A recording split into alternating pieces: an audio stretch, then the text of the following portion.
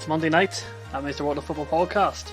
So much to talk about with a trailer this week of football. We've got the FA Cup preview, a look back at the Premier League season, La Liga title race, Seria A top 4 race, and even might even treat you to some Euro talk if we have the time. So you know what to do. Sit down, relax, get a drink, get some food. Because this, ladies and gentlemen, is the World of Football podcast. I've been all around the globe trying to protect your soul. We are heroes tonight. We will fly above the sky. We are heroes tonight. Yeah, we are heroes tonight.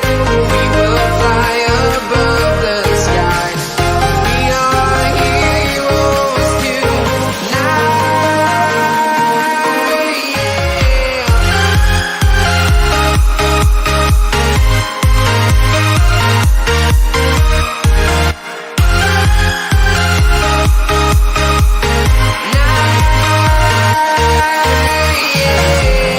feel like a dynamite, ready to explode right up in the sky.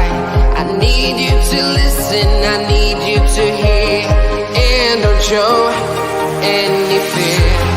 I've been flying from town to town, from London to Taiwan. I've been all around the globe trying to protect your soul. We are heroes tonight.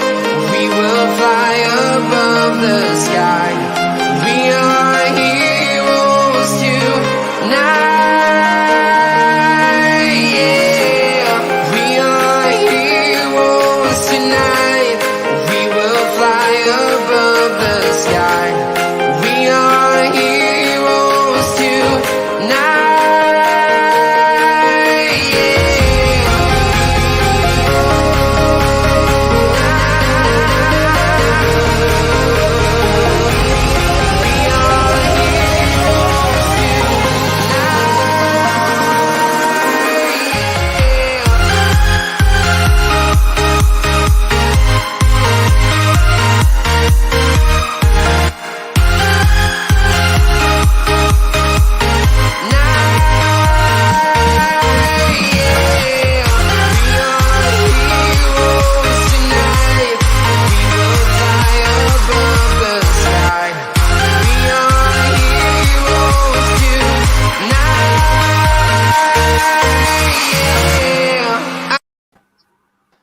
Hello, ladies and gentlemen. Welcome back to the World of Football podcast here tonight, Monday, 7 p.m. Doesn't feel like 7 p.m. because the sun's bloody bright outside. But we are live. We are ready to talk a lot of football as we get to the crunch end of the season. And also a trophy has been won by Leicester. The less I talk about it, the better, because I will not be very happy. But this is why I'm the host, because I don't have to talk about it. So, obviously, to welcome the panel, Doug will be joining us at some point, and so will Neil from Beyond the 90. Don't know when they're coming. They'll just turn up whenever they bloody feel like it. So, there is more people to come. But to introduce the panel we have for so far, so we have Nathan, obviously, the Cardiff man. The Cardiff season's over, so this guy's not stressing out anymore. He's on the beach. Yes, I am. Swansea. Swansea in the playoffs. Yes. But he's half okay. So Nathan, how you doing? half okay. Looking forward to the Euros. Bring it on by the echo. I don't know what's going on, but yeah, let's get on with talking football, guys. Thanks for having me on as usual. I can't have my Wi-Fi being like this with him.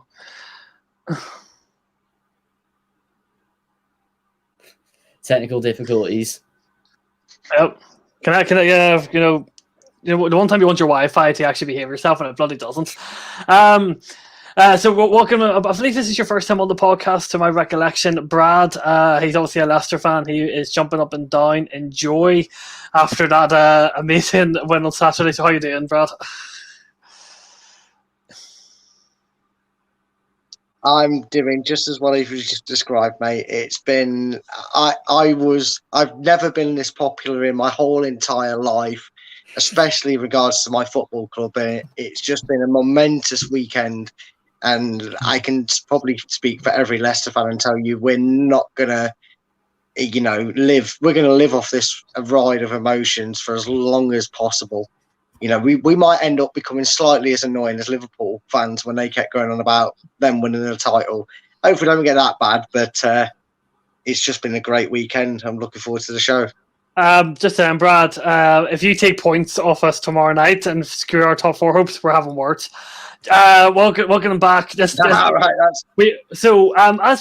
call Owen from the Cop on David Annabur. I'm going to call George the statistical man, Kyle. This man has all the statistics that you need. This guy is prepared for every single podcast. Every time he's on my channel, he's prepared. So, George, welcome back. How you doing? Very good, Josh. Yep, good to be back on Doug's channel again. And, thank you very much for having me as always. Obviously, very exciting weekend. Particularly, obviously, the FA Cup final, which was actually quite thrilling, really. Two really good sides going against one another, which we'll get into, and as well as other topics. But yeah, thank you very much for having me. And we've got Reese. So moving on to the obviously we're just gonna say hello to everyone. Hi Helen, how you doing? Hey Cian. Obviously, welcome to George Kyle in the chat. So you see about 2 Georges. You see, where it's just like the guy's just that good, Yeah, I'm sure you're doing. I'm sure you're just as happy as Brad and Helly. Hope you're doing well. Shane O'Donnell.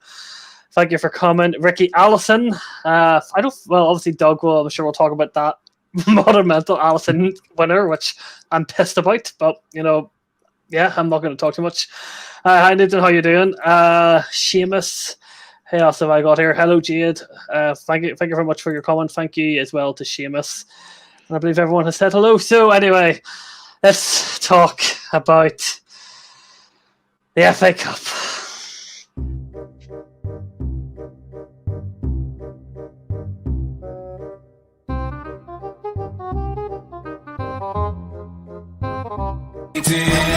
Patrolling and trying to catch me riding dirty, trying to catch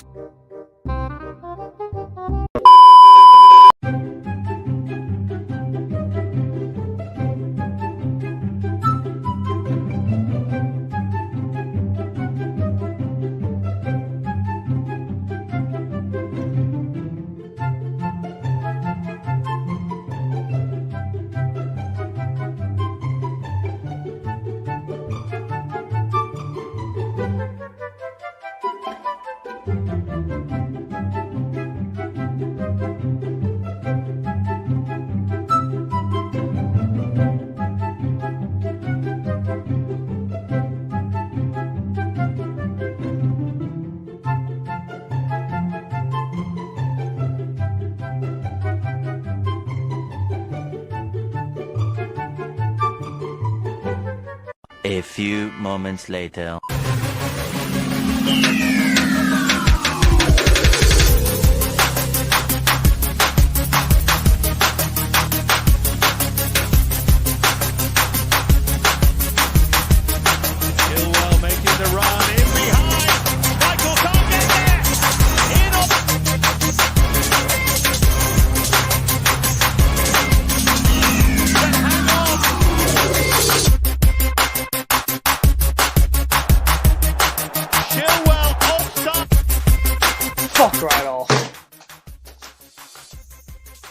Bullshit.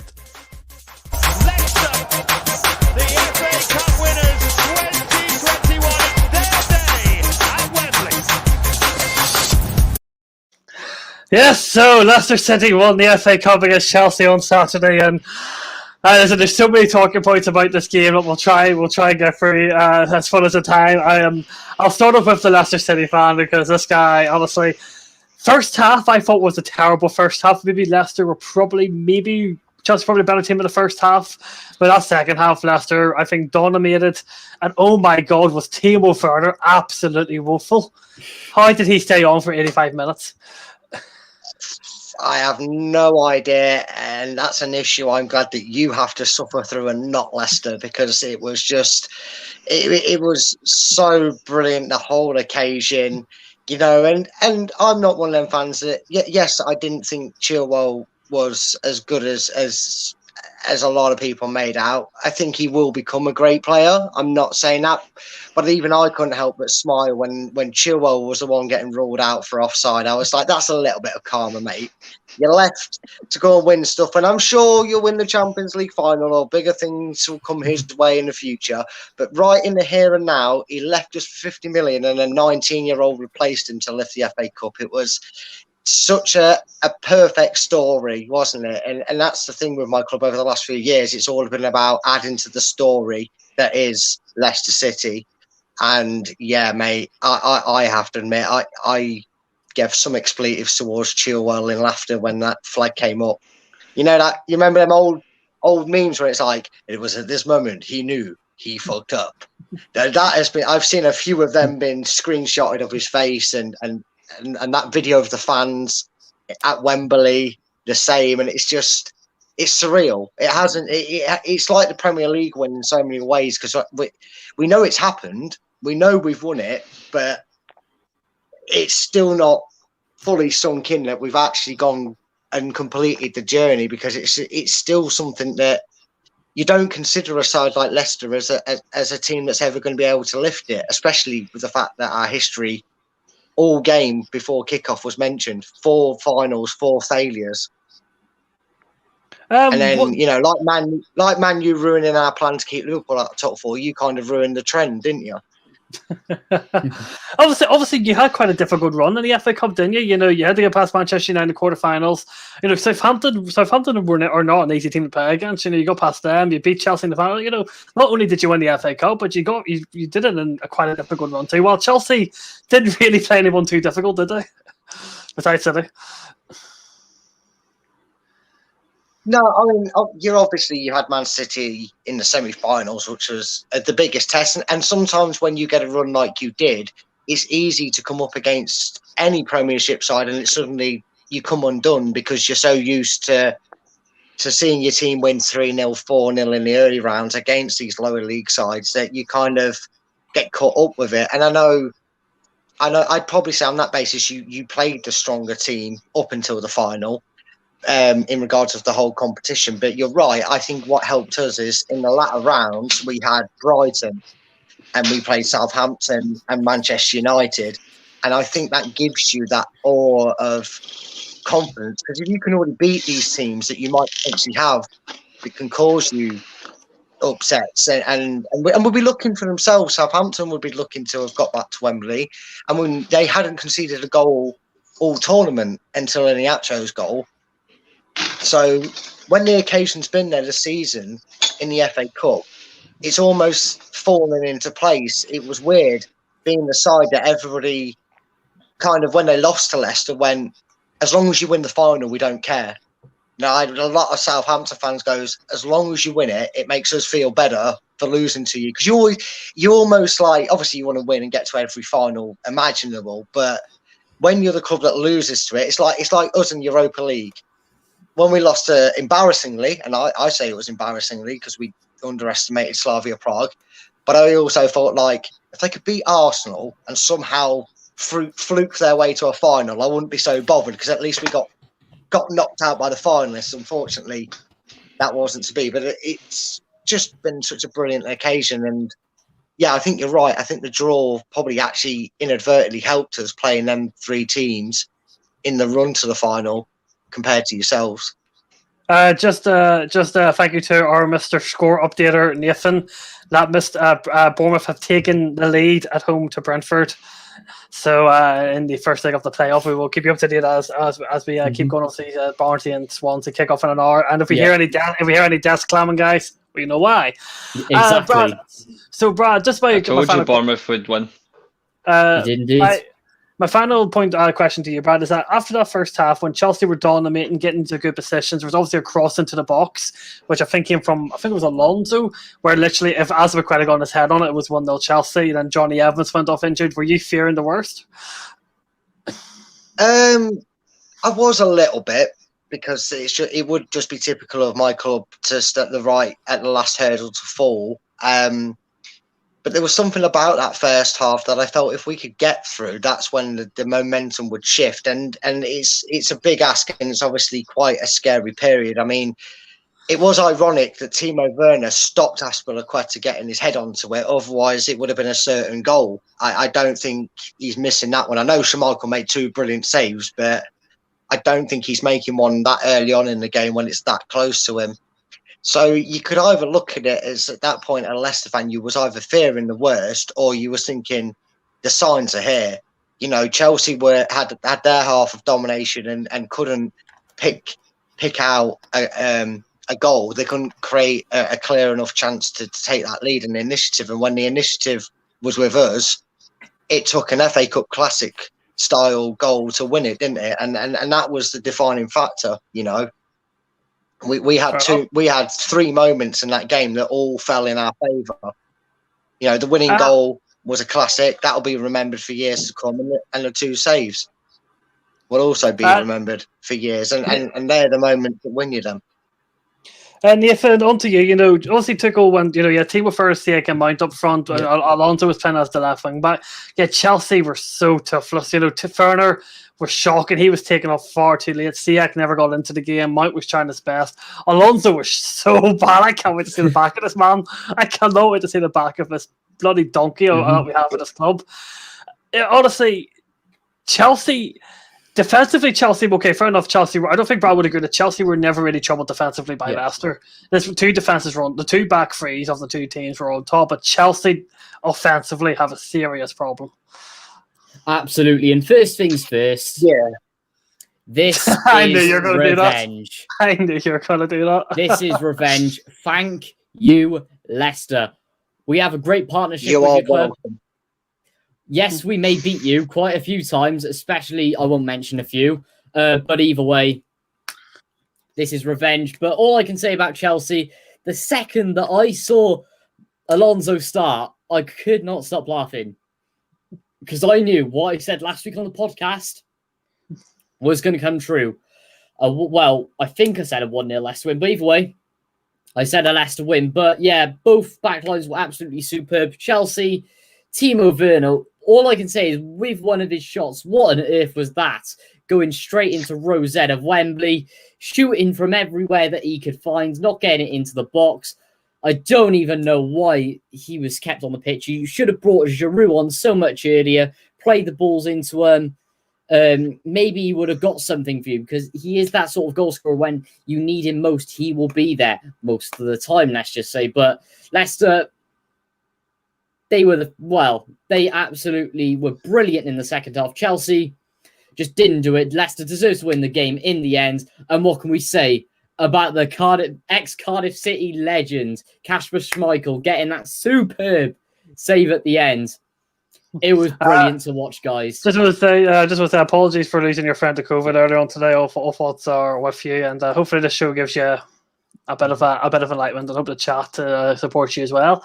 George, I'm going to obviously you know my opinion on Kepa. Chelsea fans were blaming Kepa for that goal. There's no way Kepa or Mendy would have saved that. Surely. No, there's absolutely no way. It was an absolutely stunning strike by Tielemans. You know, as he sort of got it, because we obviously saw in our match against when Leicester beat us, when obviously he scored quite a good goal then as well. You know that Tielemans has got a rocket shot on him, and as soon as he sort of picked it up and they all sort of backed off, you just thought he was going to score. And to be fair, he couldn't have hit that any sweeter. It's right in the top corner.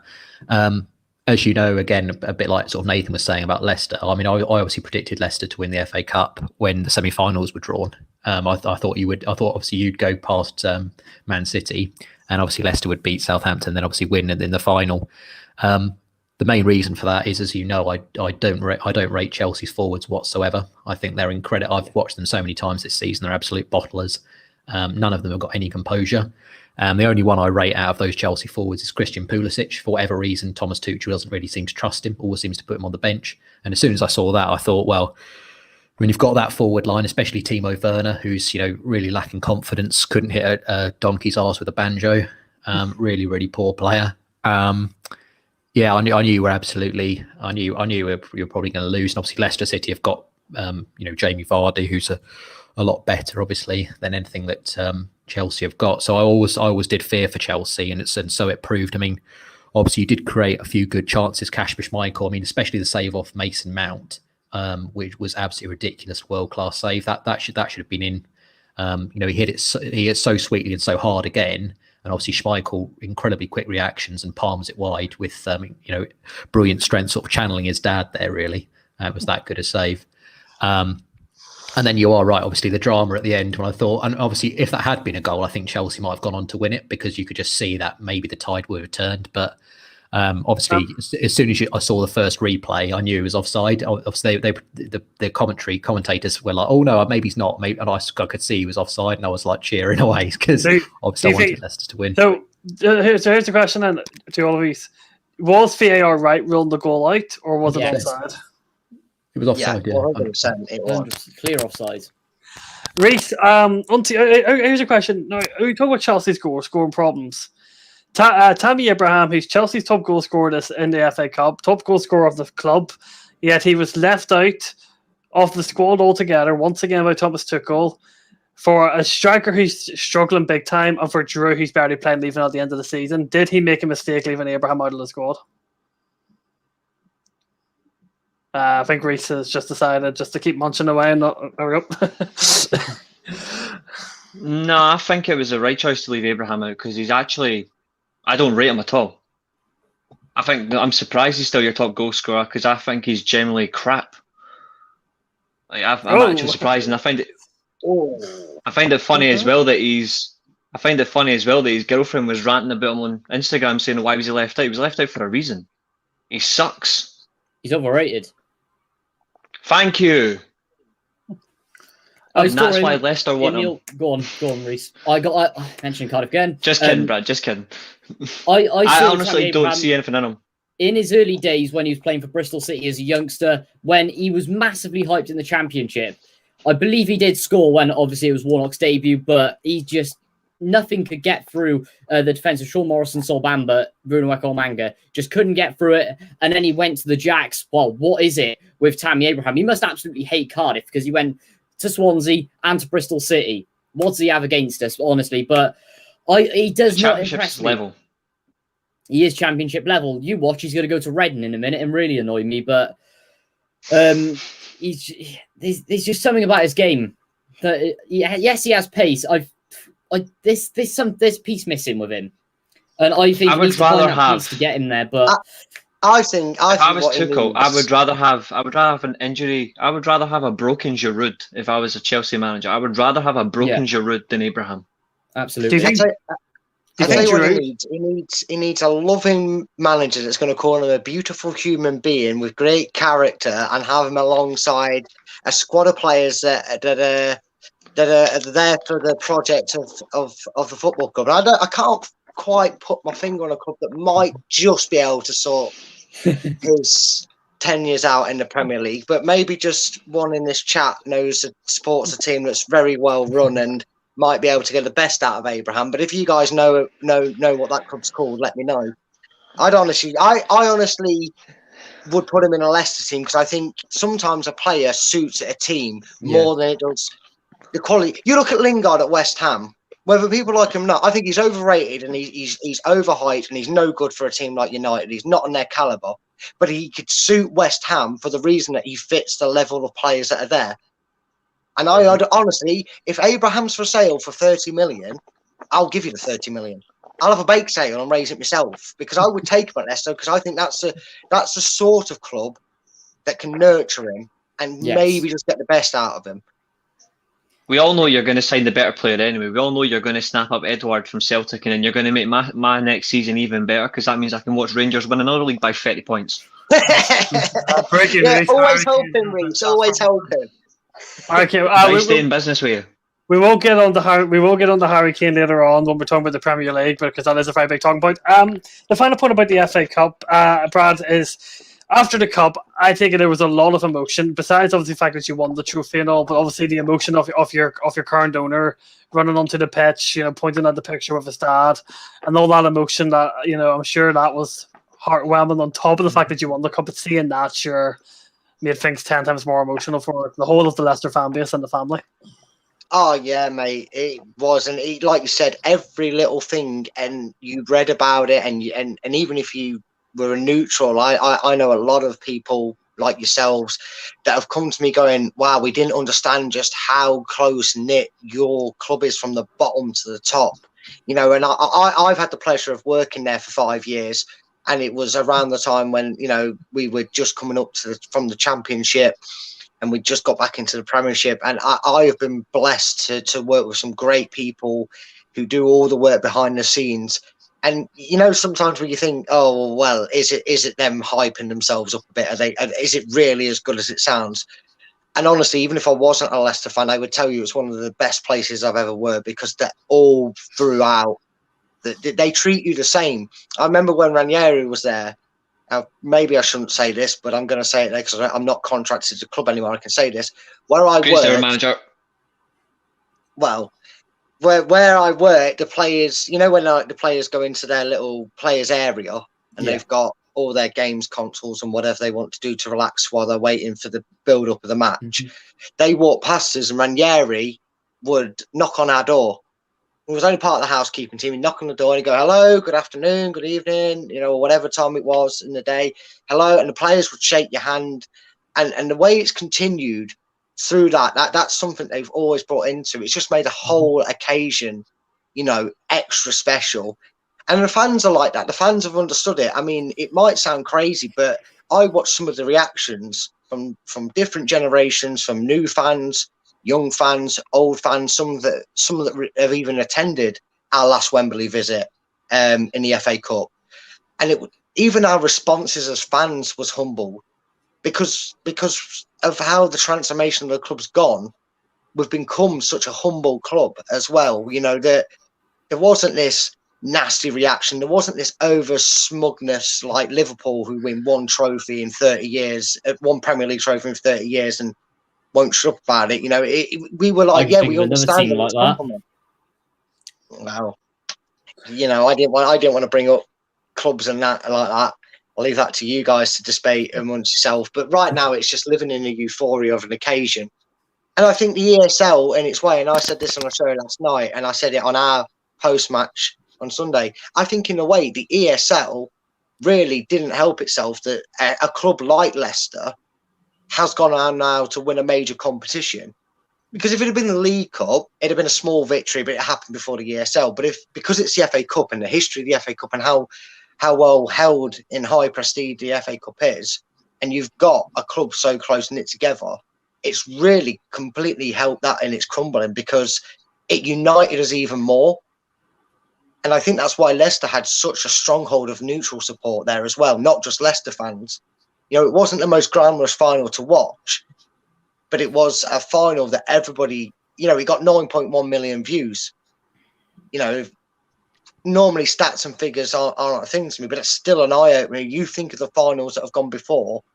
Arsenal-Chelsea last year was played under even stricter circumstances, so there was more chance of people tuning in on the telly because less and less people were going to be there.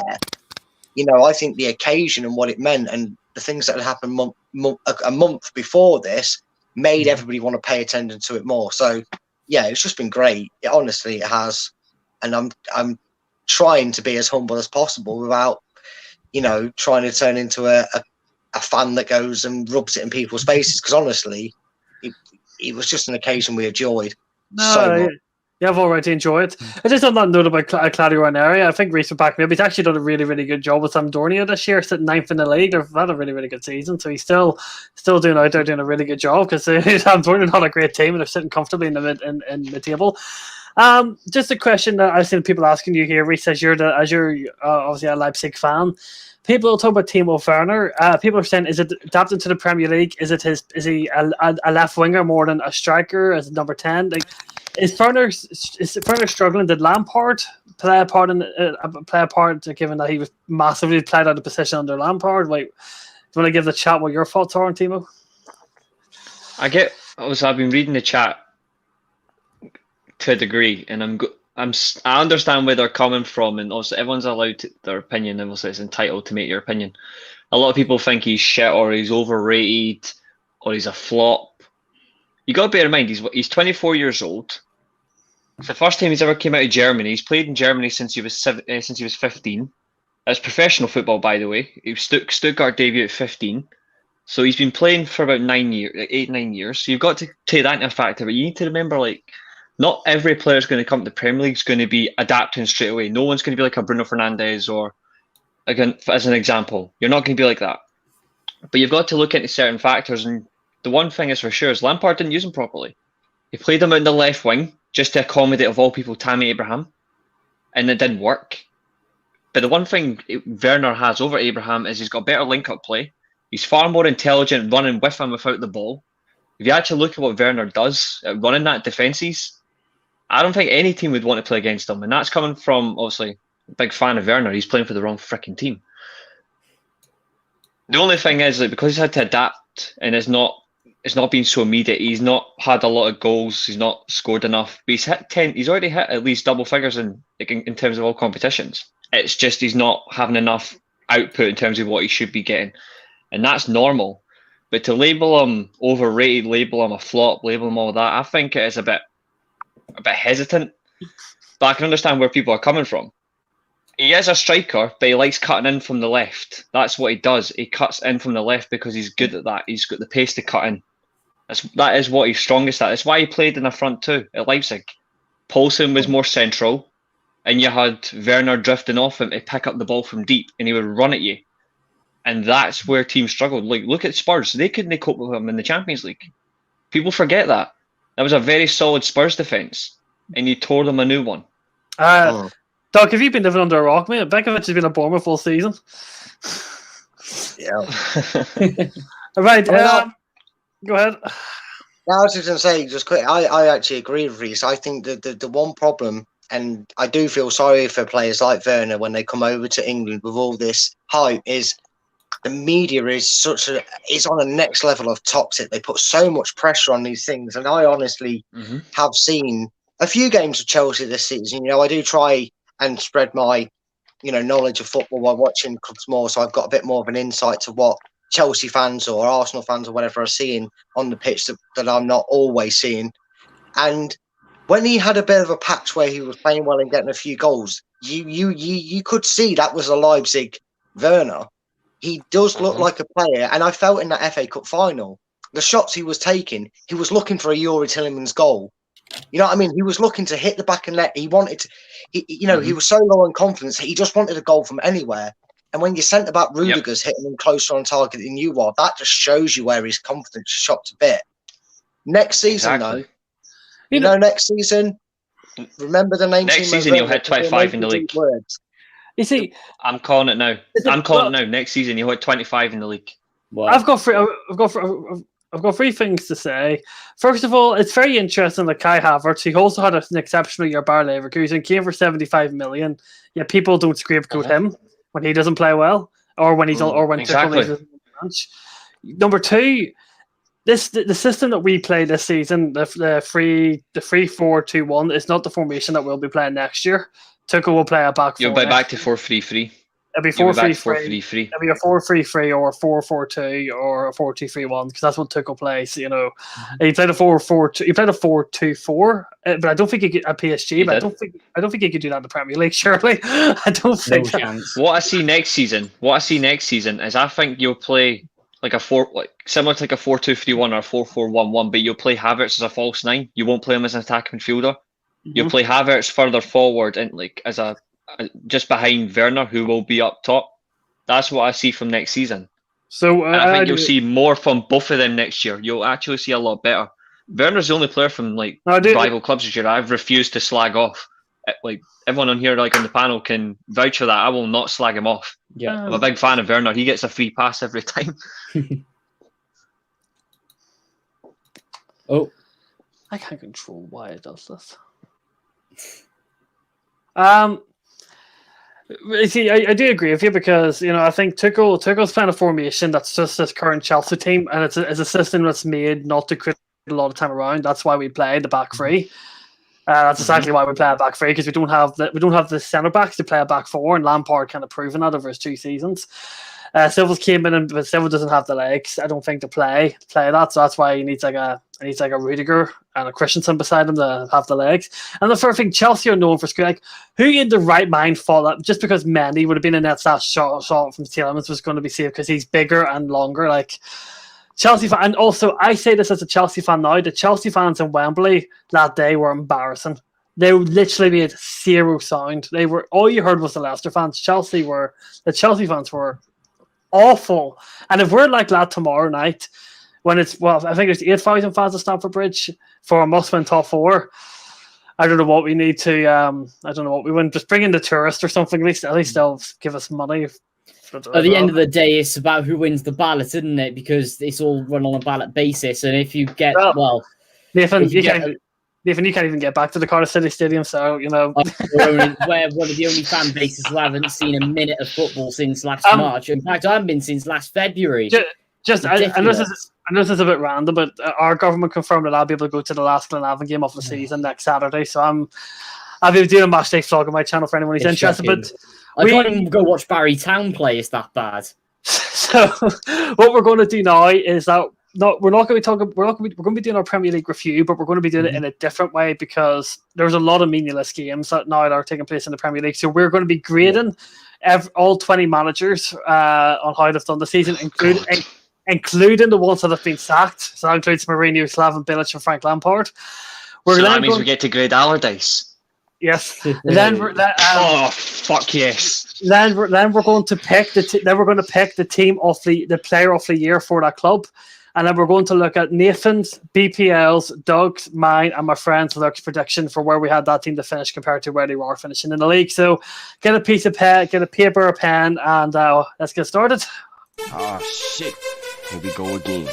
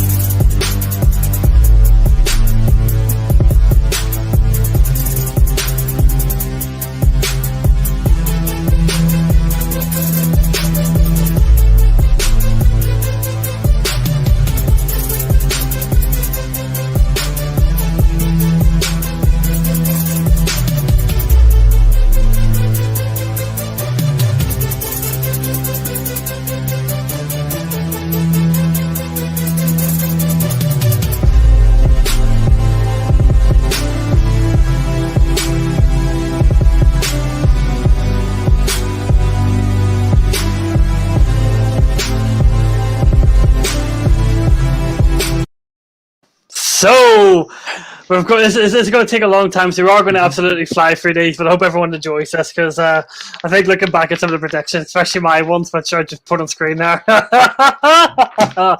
Anyway, let's get started off. So we're going to start off from bottom to the top in terms of term Premier League, and we're going to fly through these. So start off with bottom club Sheffield United, currently on 20 points and minus 43 goal difference. Nathan, we'll start off with Chris. We'll start off with Chris Wilder, who obviously I don't think he stepped down. I don't think he got sacked. Whichever he resigned. Mutual consent. Mutual consent. He left by mutual consent. Yeah. So the mutual consent is very likely spread on that, isn't it? Mm. So in terms of what Chris Wilder did this season compared to what he did last season, was it second season syndrome where they figured out what was your grade out of A, B, C, or D for Chris Wilder? They were figured out. Why on earth did you sign Aaron Ramsdale, first of all? As we've said many, many times on this podcast, they've lost key players. And what idiot puts Oliver McBurney, that complete moron, and Ollie Burke up front in the Premier League? Come on. It's embarrassing they're both Scottish. I know. I mean, it's not the fact that they're both Scottish. It's the fact that one is just complete embarrassment, considering what he does down the Cardiff City Stadium. Just cringe. And then Oliver Burke desperately improving in the Premier League. But the thing is, I have to give it to Chris Wilder because I don't think it was his fault. He has a pretty average squad, you could say, for the Premier League. Any manager, he probably was the best manager for the job. Ryan Brewster was a flop. I will say this now, Alisson's got more goals than him. Wilder, I'm going to give him a high D. A high what? High D. High D. Who would your player of the year be? I was wrong. Keane Dolan, comment of the night, by the way. Who would your player of the year be for them?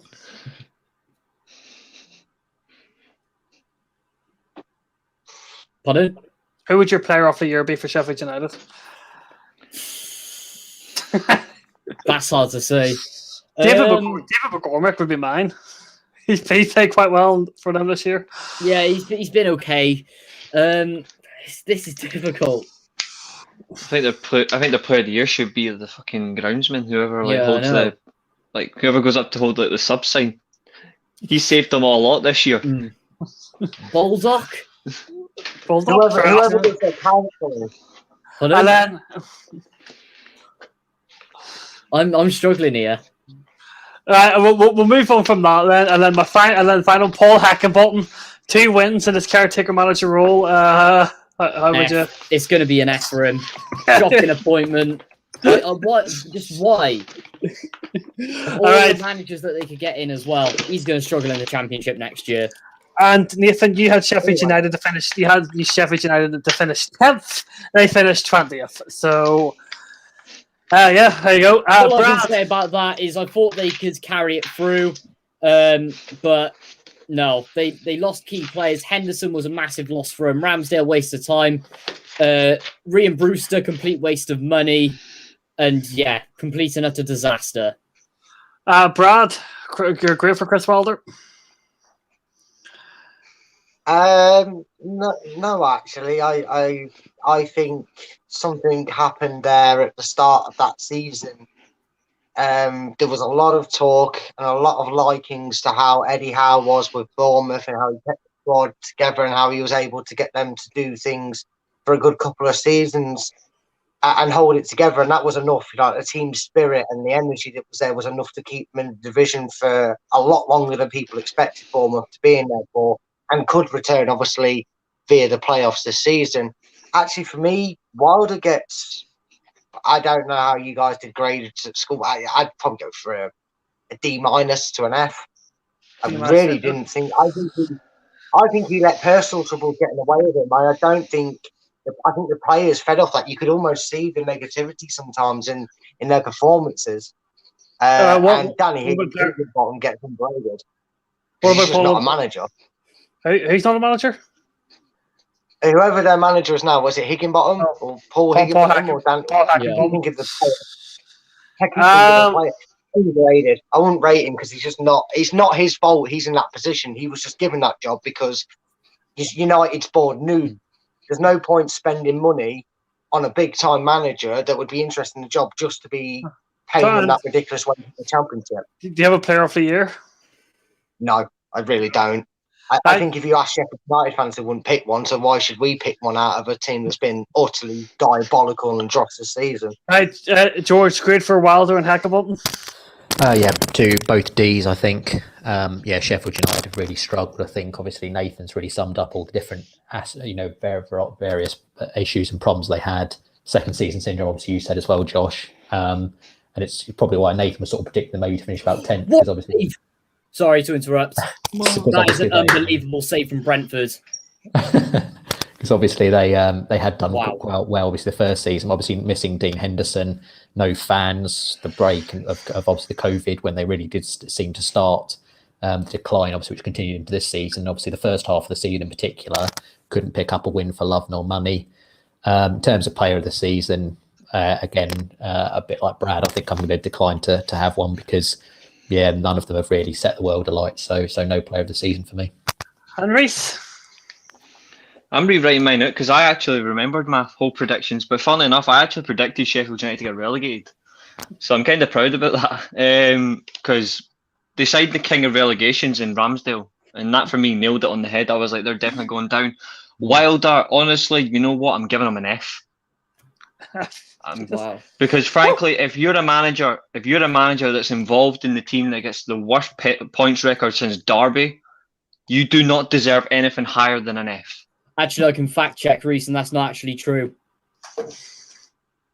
Because Aston Villa, Huddersfield, Derby County, Sunderland from a few years ago, twice actually, have all been worse than Sheffield United. Derby County hold a proud record of the East Midlands, going down on 11 points. I can keep that for all. That's what I'm saying. eternity as well. That's what I'm saying. Sheffield United are the worst since then. They are the worst since then. Like, even just per performance, it was even like Sunderland's performances were actually better than Sheffield United. At least they were actually winning games, even if it was actually rather funny and tedious. Just can we just say, this team still beat Everton at Goodison Park yesterday with a 17-year-old making his debut and scoring. You know. All right. Okay. Going just into where people. So Nathan had Sheffield United 10th. PPL had Sheffield United finishing 10th. My friend Red Hand had Sheffield United finishing 12th. I had them finishing 12th, and Doug had them finishing 12th. So Reece is the only one who got it right. Yeah. You know what's funny? See the bottom three. I predicted it in just a slightly different order. I had Newcastle finishing below West Brom. But I had Sheffield United bottom of the league. So moving on to second to bottom, which is West Brom. So starting off with Slaven Bilic. Was he on Friday sacked? Yes. Yeah. So what would your grades be for what would your grades be for Slaven Bilic, given he was on Friday sacked? I'm going to give him a C. He was not backed at all in the summer. West Brom, the owners didn't back him whatsoever at all. With the squad he had, he did extremely well to get promoted with that from the Championship. He brought in what he could, you could say, but unfairly sacked. Bringing in Sam Allardyce, controversy alarm is going off once again. I'm going to give him a B. The West Brom have made the one mistake that you don't make when bringing in Sam Allardyce, not to back him. They get the punishment, don't they? They're getting relegated. So what's your grade for Big Sam? B. He's done a really good job with what he's got. Player of the year for him? Probably, I think Sam Johnston probably to start, or Conor Gallagher. Top three for me, because I'm doing top three for most of these clubs. Sam Johnston, Diane Garner, or Shea Ajayi. right, Doug. All right, Brad. Actually, we'll come to the predictions. Brad, over to you.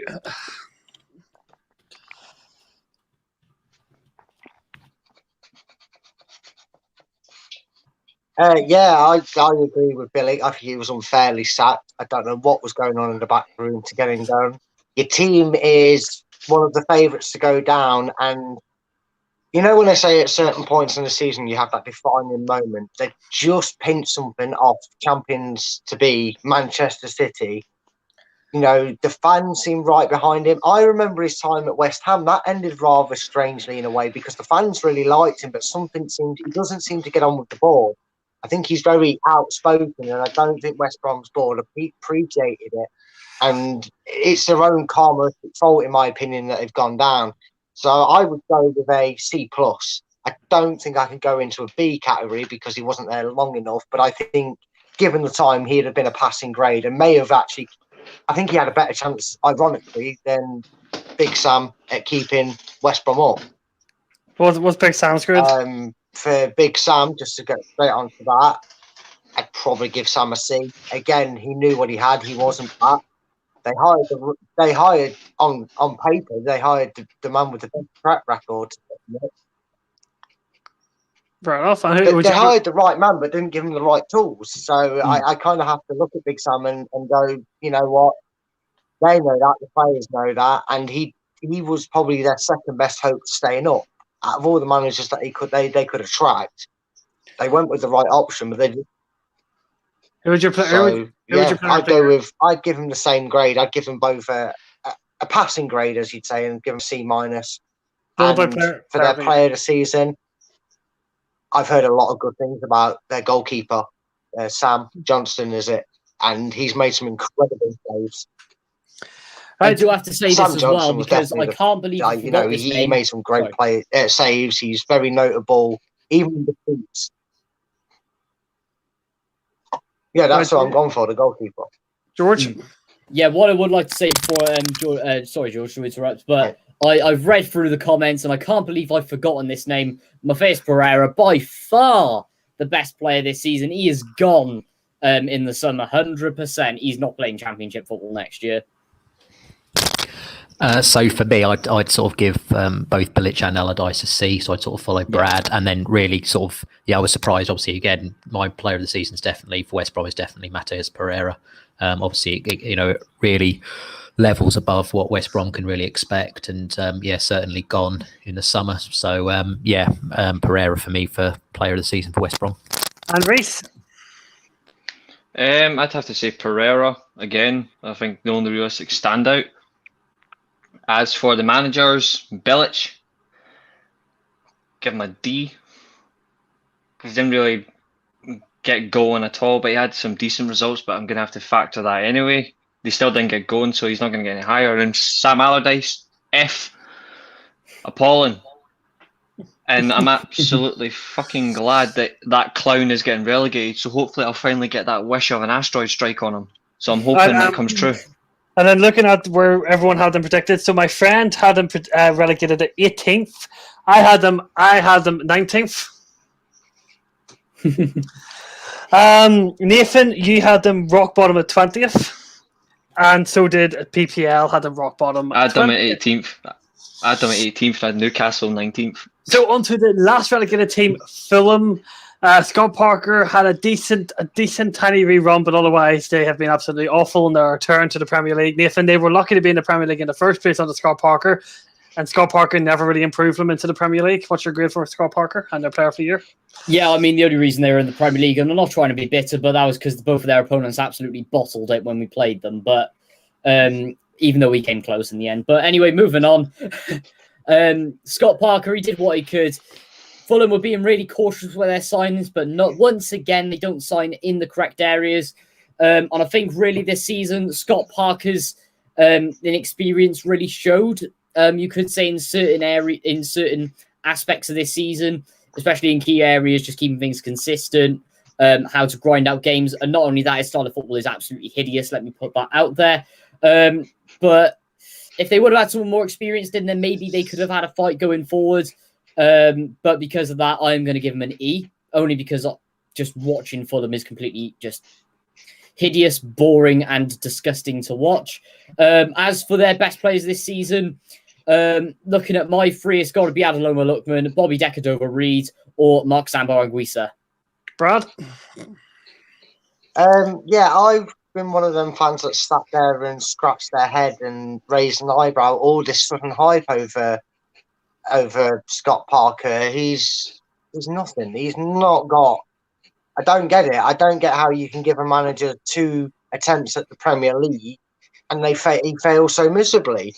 I don't know where this ridiculous hype train came from in the last 7 or 8 games where it's like, oh, they might do it. No.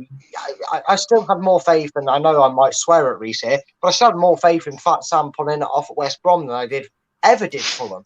They have been dropped this season. I think he's a great game. He's a fraud. He's not a good manager. He's not capable. He's better than Lampard. Well, yeah, but then again, a scarecrow in a field's better than Lampard. I don't understand that either. To be fair, if it came down to style of football, I'd still take Lampard over him. No. I'm going to fail him and fail him hard for just not. I don't know how he walks around with such a swagger, because I just don't get it. He made so many strange decisions throughout the season. Everybody goes on about Mitrovic, who was the main sword. Everybody said that I spoke to before the season kicked off, Fulham's main man is going to be, before they got Lootman in, and all that, was Mitrovic. He's going to be the one that, if they're going to stay up, like Jack Grealish last year with Villa, he was being talked about as the guy that could help Scott Parker learn, get away with it, and then develop. I'm not interested in a guy that, let's face it, if he didn't have the finance of his owners, would have probably got relegated in the Championship last season. He's very fortunate with the squad he's doing, and it's so dross what he's doing with the quality and potential quality in that squad. I'll be honest with you, Fulham were that bad. I didn't really watch them too much this season. So going off what I know from Fulham, my player of the year is Lukeman. I honestly don't blame you. He's the only one I've ever really caught my eye, to be honest with you. But yeah, all I can say is I remember him playing us playing Fulham at home, and they scored their first goal early on. Then they passed around for the whole game. We had 15%. Well, yeah, we had 15% possession. We counter-attacked them one time, killed them with a 1-1. Harry Arter, they love all their diving antics as well, showing off that rightfully he got sent off. Goodbye, Harry Arter. And yeah, just completely hideous and not good to watch. I don't understand the hype around him or why people like his style of football. I will say this again. Possession means nothing in football. All right, there you go. Quick question for you, Brad. Are you choosing Cool Puel or Scott Parker? I would rather get into a bath full of bleach and acid than have to deal with Puel, but I keep the King Power and I don't rate Parker, so neither, please. Is that an option? Can I have a third option? George, on to you. Great for Parker. I'm player of the year. If I've really... so Scott Parker for me would be an E. He's definitely not. Fulham have been absolutely diabolical this season throughout. And then in terms of, again, a bit, I've obviously watched them quite a few times, and the only one that I've seen glimpses of certain potential in games or certain danger as being Lookman, so he'd be my player of the season for Fulham. Okay, and Reece? The fact he's choosing Lookman. Lol. Does anyone not remember the guy thought he was a penalty genius, for God's sake?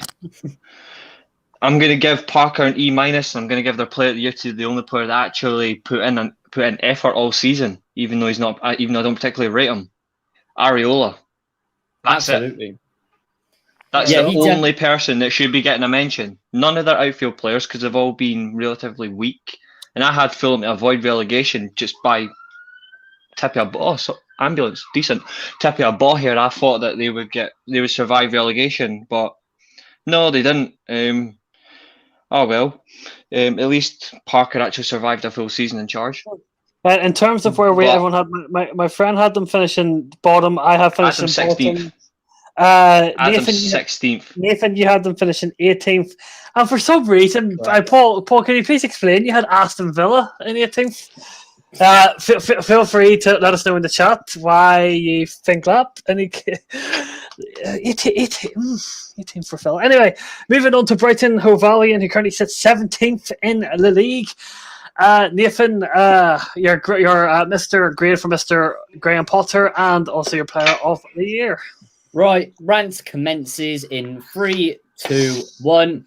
Well, he's just a football hipster's dream, isn't he? Another proof that style of play, possession, and all that rubbish doesn't win you anything in football. As I've already said, expected goals, well, it doesn't mean you're getting goals in the net, does it? I didn't rate him at all at Swansea, them lot down the road, as I keep saying. I still don't rate him at Brighton. I thought he was end up going to get him sacked this season. He's done okay with a squad that he doesn't really suit to, because it's more direct. If you look at some of the Brighton players, including the likes of Lewis Dunk, Shane Duffy when he was there, when Glenn Murray was there scoring goals, Pascal Gross, and the way that they play football, it just doesn't really suit Potterball for me, if you can call it that. And personally, no, I don't rate the guy E. And then as for players of the season, it's got to be either Pascal Gross or Lewis Dunk. Brad? Again, I'm actually agreeing with you on that point. I agree with you 100%. There was 3 teams that somehow played worse football than Brighton. I don't get his only defence every time was, we had the expected goals. Well, you're clearly not putting them in the bastard net on training, mate. You know, how the hell can you come out and say you're a great manager? And again, like Parker, where's the hype come from? We're hyping the Sky and all that. They seem to hype up 2 managers. Mm-hmm. That one's got relegated and one only got relegated because 3 teams were somehow worse than them. I don't get it. I have to put him in the same category as Scott Parker. I have to give him an F. I have to fail him. They're an XG fan's wet dream. That's what Potter is. Oh, of course he is. Yeah, well, good for them. Well, why they're enjoying finishing 17th and maybe relegations in the next few seasons, the hipsters will still love him. But as an actual football fan that knows stats mean shag all, it's all about beating your opponent and getting the better results. I forgot football was about points. I forgot football was about points. You know what I mean? I thought, I didn't know it was about creating them chances. That's what really wins your titles. Bollocks, mate. You're 17th in the league. You're a crap manager, an F. And again, and I'm sorry, there's going to be a few teams like this for me. I haven't seen enough of Brighton. So I'd probably go and say from again, what I've heard, Lewis Dunk is the standout name that always crops up. I always felt that Brighton were a team this season that literally turned up for about 6 games and did enough of them to be, like I say, slightly less worse than Fulham, West Brom and Sheffield United. Yeah, you could say as well that there's a joke that I kind of want to say it's Welbeck because he actually stayed fit and scored goals. So he hasn't done that since like 1973. It feels like that long that Welbeck's gone without it. But yeah, Dunk and an F for the manager. George, over to you. We'll give Potter an E, and then in terms of my player of the season, whenever I've seen Brighton, there is one player that I've been quite impressed with, which is Yves Bissouma. Oh yes, it's going to be. It's going to be Bissouma for me. I mean, he could be. I mean, obviously I've seen him quite a few times, and he does seem like he's going to be quite a good deal for whichever team he probably goes to in the summer. So obviously I know that there's rumours that Arsenal, Man City. I think there's one other team as well. Not obviously, sadly not United, because he would be quite. I think with our sort of budget, maybe not being too much. Obviously, with Sancho probably going to cost about 70-80 million. Bissouma could be a good shout, and I actually, I do rate Bissouma quite highly. So it's Yves Bissouma for me for player of the season. And Reece, finish off with you. That's a fair shout. I was stuck between 3. One player that I've slagged off all season. One player that I thought is actually quite decent, and the other is Trossard. So the player I've slagged off all year is Ben White. He's actually been very solid at the back, but I still don't rate him. The other one's Bissouma. And then last, Trossard. But if I'm going to have to give it to player of the year, I'm going to give it to Trossard. Just ahead of Bissouma, and Bissouma's been fantastic, but it's just what Trossard offers. It's just what Trossard offers, and I'm going to give Potter with his magic spells. I'm going to give him a D-. D-. In terms of where people had them predicted, my friend had them predicted 15th. I had them 17th. Another amazing prediction by Josh. I had them, fun enough, to finish 14th. Nathan, you had them finishing 13th, and PPL had them finishing 15th. For some reason, again, I think Nathan, you must have been drinking. You had West Ham finishing 17th, and PPL had them finishing Crystal Palace finishing 17th. No one predicted it. Wait, you had West Ham finishing 17th? Yeah. Oh, just wait to hear what I had them finishing then. Right, on to 16th place, Newcastle United. Steve Bruce keeps them up in the end, thanks to Callum Wilson. I think Callum Wilson is Newcastle's player of the year. I think maybe everyone will agree on that. But in terms of Steve Bruce, Nathan, what's your grade for him? For Steve Bruce, he's done a good job. I never thought I'd be saying that at the end of this season. I think you're just going to kill Reece. well, for Steve Bruce, I will say. But apart from that, sack him now, get someone better in, and then build from there. They've got the foundations there, they just need to push it. As for Bruce this season, I'm going to give him a C. He's actually done quite well for himself, especially in the last few weeks as well. Player of the season, it's got to be Callum Wilson, as you've said. Many other great players there, but Callum Wilson just steps it one push ahead for him. Really key player. All right, Brad. I am not. Steve Bruce absolutely has baffled me this season. For a guy who threw every excuse out there he could, threw his own players under a bus when things weren't going right, took 8 months to turn around and say, well, now we're going to do things my way. Like, well, what have you been doing? You're a manager of a football club. Surely you should have been doing it your way from the off. His weird signings, his weird team selections baffled and angered Newcastle fans, and yet somehow a cabbage has kept Newcastle in the Premier League. And I have to, for that reason, give him a D+. I know why he's still in the job. I know why he's still in the job. Because he's on a championship wage? No, that's not it. It's because he took wisdom from Klopp. He takes the excuses from Klopp, and that's why he's still in the job. Yeah, to be fair, you're talking about a man that once blamed the wind direction for why Liverpool didn't win the game. So, yeah, I get it. Yeah, you're right, Reece. You probably did. So, on that reason, I'm doing the B-. Again, it's very glaringly obvious to go with Callum Wilson because they were dross without him, and as soon as he's back from injury and scoring again. But I'm actually going to go with ironically not a Newcastle player for Newcastle's player of the season. And by that, I mean not permanently. I'm going to go with Joe Willock, who ironically is Arsenal's player of the season for how well he's confirmed compared to Arsenal players. And I'm going Joe Willock because he really was the start behind it whilst Callum Wilson was coming back to fitness and goal scoring form. So my player of the season for Newcastle is Willock, and a steady D. I'll change it to a steady D because somehow he's kept that club up, and I've got to give him some form of credit. First half. All right, George. Just do that. I would have Steve Bruce as being a C. I mean, he's at the end of the day, he has kept Newcastle up, and they are severely lacking quality.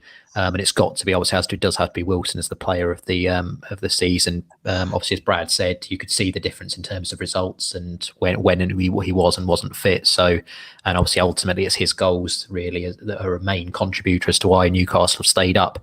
Obviously, as you know, we were quite a few weeks ago when we sort of did the other podcast. We were quite obviously on the Blue Podcast channel. We didn't necessarily know who was going to stay up, did we? Because it was quite close at that point. But obviously, Wilson scored quite a few goals since then, and ultimately, obviously, it wasn't close in the end, that relegation battle, when it did seem that way a few weeks ago. So, yeah, it's Wilson player of the season and Steve Bruce a C. And Reece? I had Newcastle relegated, to be honest. I had them in 19th. I had them below West Brom, funnily enough, where I predicted that I had a bottom three of West Brom, Newcastle, Sheffield United, and obviously Newcastle let me down. I'm giving them an F, flat out. Like, I don't care if they survive. Really, I don't care. Like, the amount of money, like the level of that squad, they should not be as far down as they should. They should be where Crystal Palace seem to finish every year, and that's at least top 10. Like that area, like bridging it. And the player of the season, I'm not going to give to Willock. I'm not going to give to Wilson. I'm going to give it to the player that actually even when he's injured, they've missed massively, and it's every single time. And it's St. Maximin. Absolutely. Maximin. Like, that man he is literally Newcastle's best player, and if he goes, they are getting relegated. It doesn't matter who they've got. Like Wilson, who gets 15 odd goals. Like, who cares? Like, you've seen when St. Maximin's fully fit. He's dangerous. His pace, like whether it's as a wing role, whether it's playing as a front two and a diamond, he's lethal. When he's injured, they miss him massively, and you can see his work rate is impressive as well. Like, it does get questioned a lot, which I think is a bit of a shame. But then again, he is young. He's still showing it. So I'm honestly going to have to say that, yeah, for me, player of the year, it's St. Maximin. And rightly so. In terms of where everyone had them predicted, my friend had them 13th. I had them 11th. You're more than welcome to check my temperature if you want to. I had them relegated pure because I didn't think they spent enough and they had Steve Bruce in charge. Nathan and Paul, you both agreed in terms of they would finish 14th. In terms of the actual where you guys actually predicted, Nathan, you had Aston Villa 16th. And Paul, you had Leeds United 16th. Paul, you have a bit of a stinker at the moment, mate. I feel sorry for you. You're more than welcome to try and explain. On to 15th place, Reece's favourite team, Sean Dyche's Burnley. Fuck off. Right, so Burnley probably have had as good of a year as they normally do, but again, comfortably in the Premier League. So, Nathan, what's your grade for Sean Dyche? Yeah, another good season for Burnley. Gotta give them a B, highest I've given so far, I think. aside from Sam Allardyce. But it's Burnley doing Burnley. You can't knock them for it. You can't give them any lower. You can't criticise them, really. Sean Dyche, owner doing well as well. He's just moved to Burnley as well. He's moved from America to Burnley. Like, he's physically moved. Respect for that. I mean, another owner that loves the club. That's the point. And then as player of the season, Chris Wood. Chris Wood, Brad? I've got to agree with the choice of player of the season this year. I think it stands like a sore thumb. You know, last year there was a lot of talk about like Dwight McNeil. He hasn't really found the headlines that much. Chris Wood has stole the show for him. My opinions on Sean Dyche, I don't. There's something about him. I don't like him. I can respect what he's doing at Burnley, but I just don't like him. There's just something about him. I don't know if it's his annoying, gravelly voice or the fact he has to mention a shoestring regardless of the result or who they're playing. I don't know, but I'd give him a C because, you know, flattering to deceive, you know, that he's kind of like that kid in class that doesn't really shine but doesn't really fail anything. He's just there. He just turns up every week, and that is Burnley FC right now. I'd give him a solid C. Didn't do anything spectacular to warrant a grade higher, but doesn't deserve anything lower because he just did what was asked of a club of Burnley stature. So yeah. I'm going to agree completely with Nathan. So I'm going to give Sean Dyche a B, just because of how obviously the shoe. Well, obviously the shoe. I'm going to use the word shoestring again, but the budget that Burnley are on comparatively to other clubs, and obviously how you know, they're always, whenever you sort of see them, they're always incredibly well organised. They obviously, what you see is what you get with Burnley, really, compared to any other side, and it's wonderful really that they're still in the Premier League, given the size of the club. And then definitely Chris Wood as player of the season. Obviously a constant threat, and definitely their best player. So yeah, that's it for me. Right. I'm not expecting to hear good things from you here, so go ahead. Funnily enough, I actually predicted Burnley to finish 15th. I had Burnley 15th. I had Brighton just ahead of them in the league. I think player of the season for me, purely for entertainment reasons, it's Barnes. If you've got a brain, you'll know why. You'll know why it's Ashley Barnes. And I'm going to give, like, just because it's Burnley, I'm going to give them a D- because you expect them to do better. They've been in the league for too long. I expect them to do better. Quick question to you though. Would you give him an automatic A+ if they beat Liverpool and knocked them into Thursday Night Football? Damn fucking right I would. Fair enough. Okay. In terms of where everyone had them to finish, so my friend, if I had them finishing 11th, I had Burnley finishing 12th. Doug had them finishing, I did see it somewhere, 13th, and Rishi had them predicted bang on. Mm-hmm. It's one of the few teams I've got. It's one of the few teams I've got bang on. Funnily enough, Nathan had them finishing 12th, and Paul with another stinker had them finishing 9th. Paul, but you really don't do well here. I feel sorry. You got 0 right in the championship ones as well.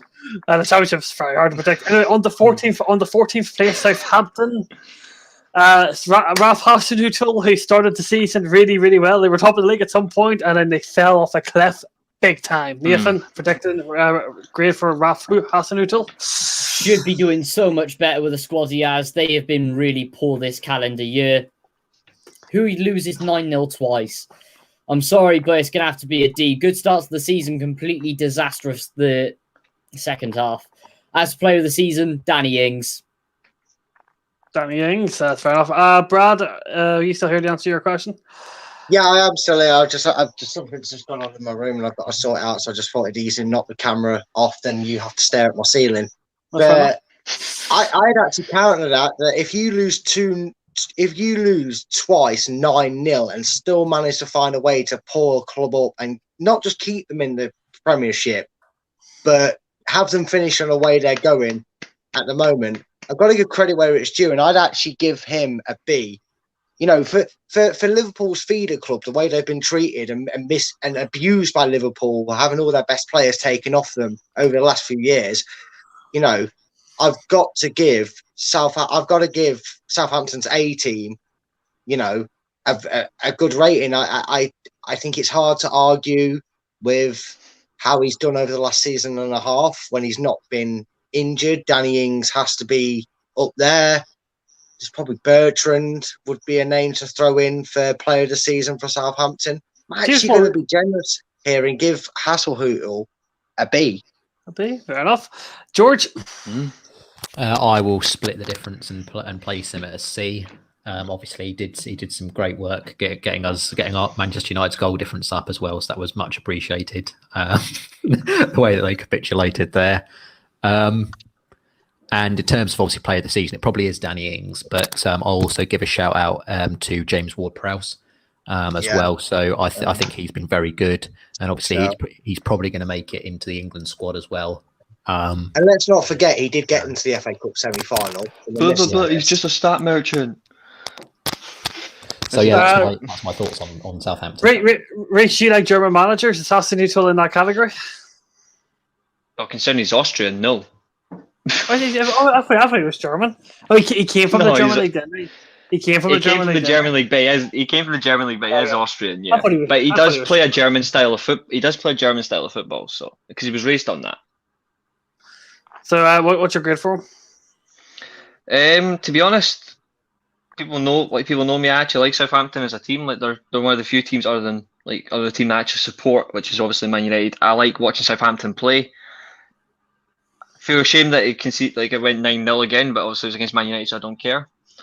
But considering what they've got, limited in terms of what they've got behind Danny Ings up front, like if they lose Ward-Prowse, they don't have enough in there. So I'm going to give them a C-. I had them to finish 12th, to be honest. I had them to finish 12th. But the fact that they finished 14th, it's still something. I'm actually not going to give them a player of the year because it was split. I couldn't choose between Ings or Ward-Prowse, so I'm going to give it to both of them. I can't give it to one player definitively because Danny Ings is still a machine for goals, and it's hard to replace that because Che Adams is a decent striker, but he isn't going to get you the exact numbers you need, and they don't have a decent backup. Development. So I agree. Kane has Southampton going into the European Conference League, which obviously isn't happening. I think if they hadn't dipped, I think they could have been in that bracket of conversation. I think they do need to spend in the summer. They do need to move some players on. They do need a little bit of investment. They could well do that. I don't know, but if they get rid of Hasenhüttl, they're screwed. I don't think they can get a manager that's good enough to come in and take over this team. In terms of where everyone had my friend Redhan had them finishing 10th. I had them finishing 13th. Doug had them finishing 9th. Nathan had them finishing 11th, and Paul had them finishing 12th. Fun fact: I was at the deli when Alan Shearer scored a hat trick as a 17-year-old against Arsenal. Well, thank you very much. Thank you Paul for that. Anyway, moving on to the. Funnily enough, me and Paul actually agreed on that. We both had them finish 12th. Next team is Crystal Palace, who said in 13th. Roy Hodgson is leaving at the end of the season. Nathan, go ahead. Yeah, no surprise about it. And with the squad he has, he's doing well. I had him to be relegated. He's completely surpassed mine and loads of other people's expectations. Question is, what will happen next season with that squad? I'm going to give him a C, and player of the season, it stands out. Eze. Brad?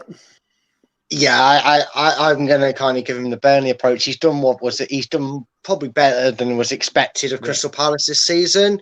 I kind of want to, for banter's sake and the fact that he scored for the first time in 2,000 years' time, and say that Benteke is the player of the season. But Eze wins it hands down. It's not even an option, in my opinion, in regards to Crystal Palace. And I'm going to give Roy Hodgson a passing grade again. He gets a C. He didn't do anything too spectacular in that sense for me.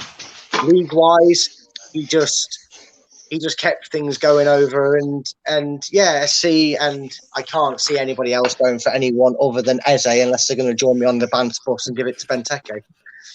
Hello, Doug. How are you doing? Hello. I am very, very tired from work today, but no, I'm good. Sorry, I am extremely, extremely late. I actually got in at 7 p.m. I've just literally had my tea, so I've literally just I've been listening in. I've been listening into a few things, and as you can see, my predictions are not going very well so far. So, nice. Mhm. Nice to meet Brad as well. Haven't spoken to Brad for I think ever. So nice to meet you, Brad. Cheers, mate. Nice to be here, and nice to finally see you. We've Can all I come. also can I jump in very quick and just say that Barnsley should have just had a penalty then, that the referee somehow did not spot. I'm just glad that I got at least one of the playoff finalists bang on. So, Well, we will come on. We'll come to Doug for Crystal Palace. George on the 8. Yeah, so for Roy Hodgson, again, he's obviously done quite a creditable job. Obviously, a very aging squad with Palace. It's probably a good time for him to leave, really, because you wonder how long the shelf life's going to be.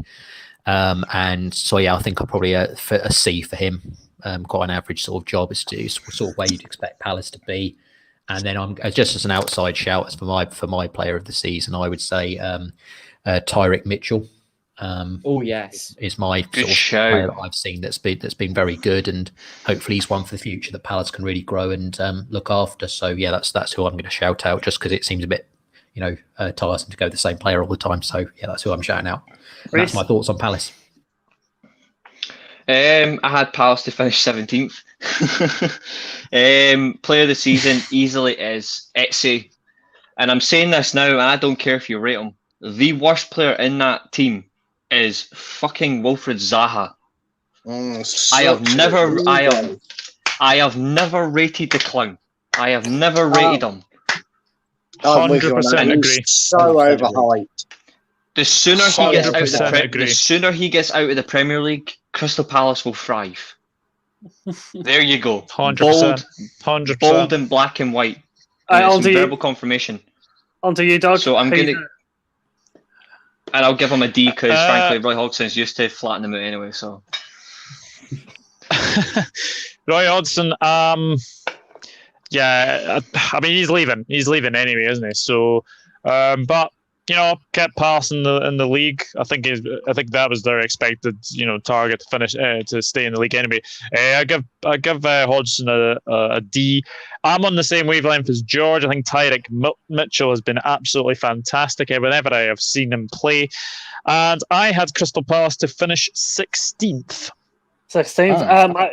My friend had them finishing 19th and getting relegated. I had Crystal Palace 16th. Nathan had Crystal Palace, if I can find them, relegated at 19th. Rip Nathan. Paul had them 17th. He's continuing to have an absolute stinker. Reece, where did you have him? He seems to be matching me. 17th as well. 17th. Okay, so moving on to the next club, which I believe is Wolverhampton Wanderers in 12th. This one. Doug, Nuno has struggled this year, missing Raul Jimenez. So what's your grade for the Portuguese?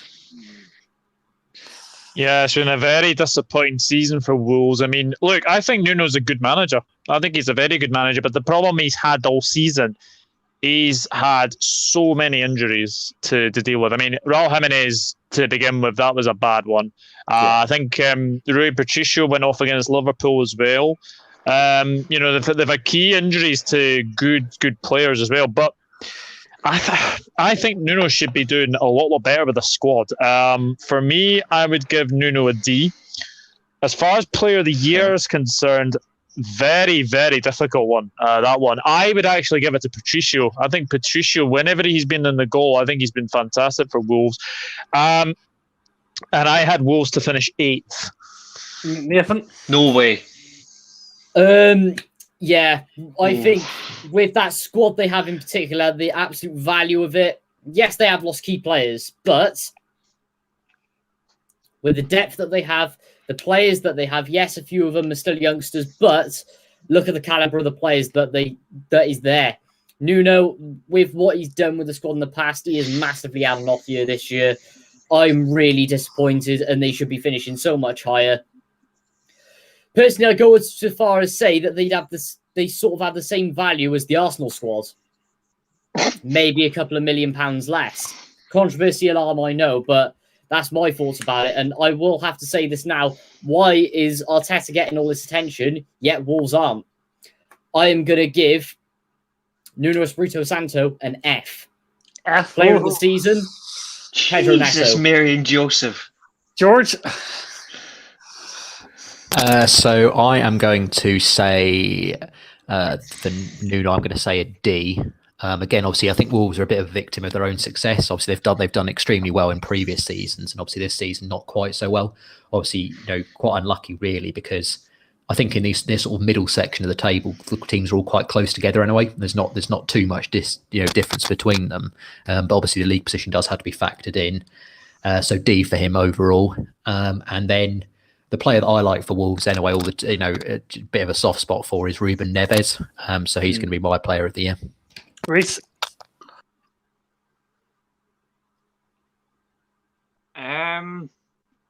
Well, you guys know my opinion on Wolves. Like, I've said it numerous times on this show that I like them. I actually like Wolves, even though they can be a proper pain in the arse.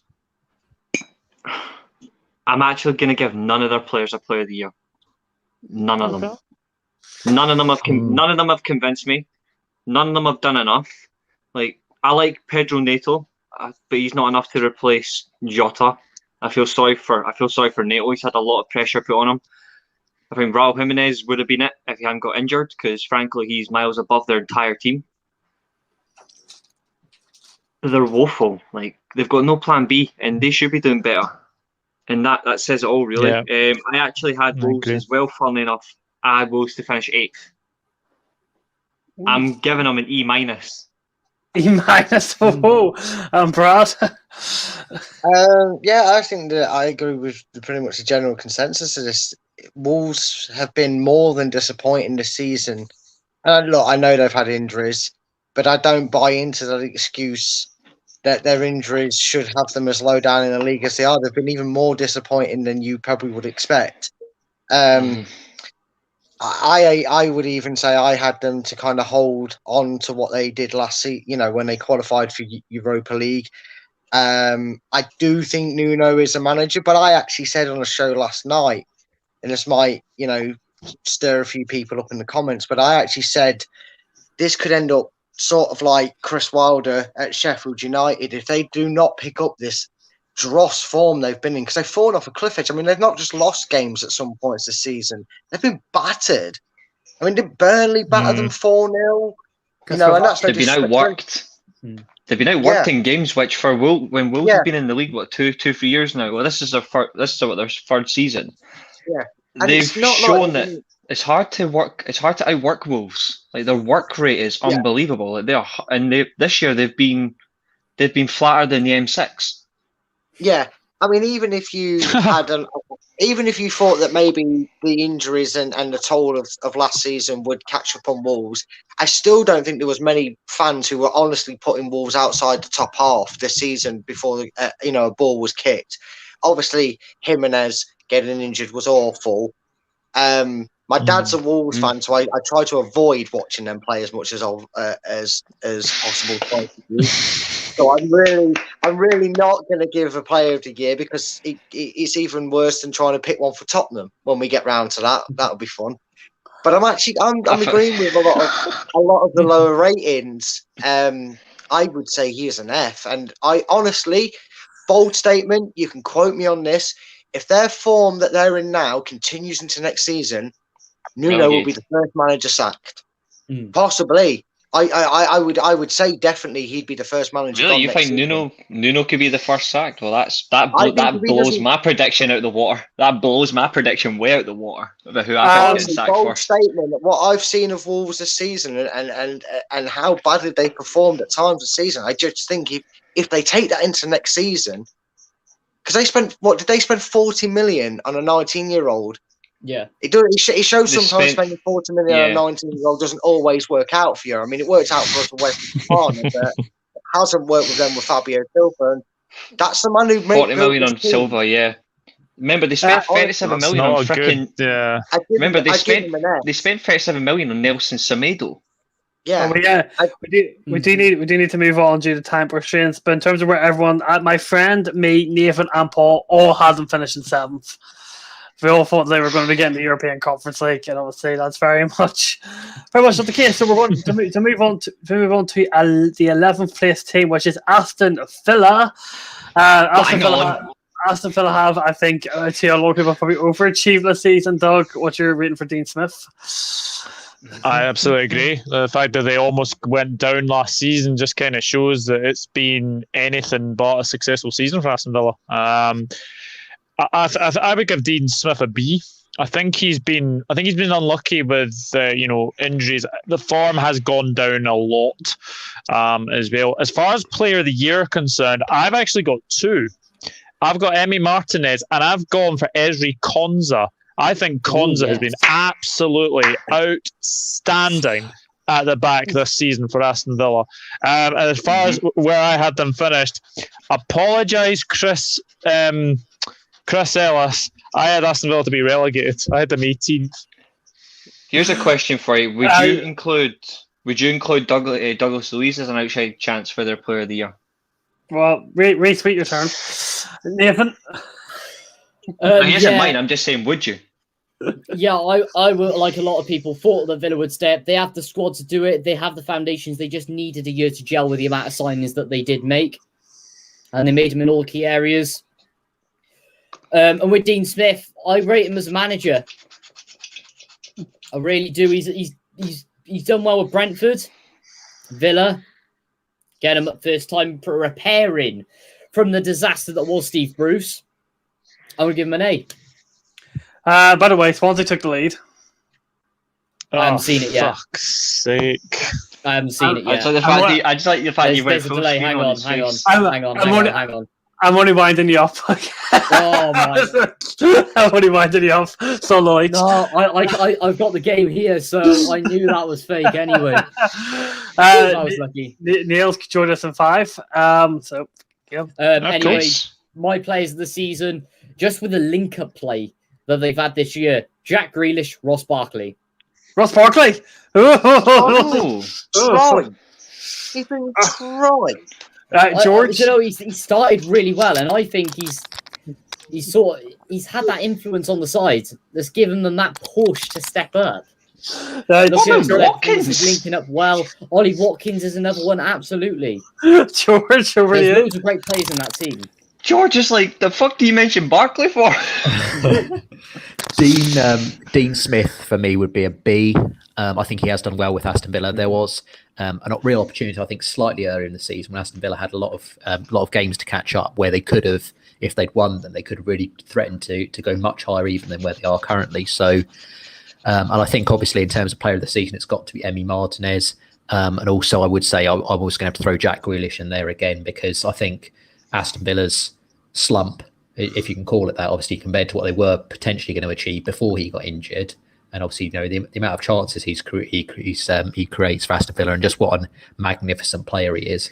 And hopefully, Gareth Southgate's going to use in the Euros. But I don't hold my breath too much on that, because but Grealish is a wonderful player, and he's got to be mentioned because of how I think instrumental in terms of Aston Villa's good results and bad results were this season, where they finished. But Emi Martinez definitely over the entire course of the season, one of the best keepers in the league. So yeah, Martinez overall. I don't want to start Doug here on a whole rant here, but you always make that reference to Jack Grealish in England. You know, he isn't even picking Trent to go to the Euro, so you know. It's funny.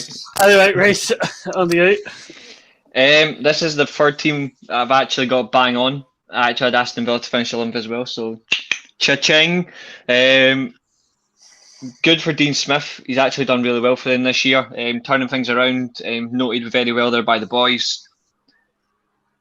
Obviously, they would have been relegated if it hadn't been for a dodgy little text message on a Fitbit. It says it all, really, that's virtually how they survived. But they've done very well, and even though I don't mind the back three system, it doesn't suit them, so I'm kind of glad they avoided the back three. They went to a 4-3-3, and it's been so useful for them, getting Jack Grealish out wide, cutting in creatively. It's actually been a massive boost for them. I've struggled to give them one player of the year. I've actually given them 3. free there as well, and the next team after this has also got free as well. So there's a spoiler for you. I've given it to Martinez, Grealish, and I don't know why you didn't mention him, Watkins. The fact that he's came in straight away, settled from the Championship. He's done absolutely brilliant this year, and bloody bargain as well. What, 20 million? He's came in. He's done fantastic for them. So I've named those three, and I've given Dean Smith a B+. Fair play to Villa for staying up. I actually thought I was stuck between them and another team for 2 positions. I was stuck between them getting potentially relegated or 11th. But I was like, you know what? I'll give them the benefit of the doubt. I'll put them in 11th because they've got a decent squad. And it shows really that the balance and the fact they got the better goalkeeper. There you go, Arsenal fans understand some knowledge. It just shows that get a good goalkeeper, you'll stay up, and it worked. The Near Post podcast, that ain't happening. There is no way that is happening any day of the week. So right, we will take a quick break because I know Neil. Obviously, we'll speak to Neil about the FA Cup very briefly. We've already done this bit, Neil. But Neil, I'll give you a few minutes. Just say whatever you want to say about FA Cup win before we continue. Oh, well, evening, everybody, and evening, Brad. Brad, we did it! I can't believe it, mate. That we did, mate. We finally did it. It's I don't know about you, mate, but I've never met Brad before, but I think we've known about each. Well, I've known about you from like circles and from Chris and stuff, and from the work you do over there. So yeah, keep going, mate. But with that stuff, I don't know about you, but I'd only had a few hours sleep on that Saturday night, but I was like, this week, I don't know about you, you probably said it before on the program. This weekend felt special. I don't know what it was. Something was in the water or something that was going to happen, but I was like, I know we're going to get a result from it, either a 2-1 or a 1-0, and it just felt like everything went in our favour, Brad. Yeah, it did. It was complete contrast. I was saying to Chris, about from Newcastle, who absolutely stuffed us, and rightly so. They were brilliant on the night, and then you had Chelsea, who had then inadvertently overtook us, and everybody was going, "Oh, Chelsea this, Chelsea that." There, Leicester are the ones in trouble, and then you've completely flipped that. We beat Manchester United. Arsenal were already beaten in a lot of people's eyes before they played Chelsea. Chelsea suddenly lose that game. They're the ones looking nervous. We came into that game and I just felt there was a whole feeling around Leicester that just felt like this is it.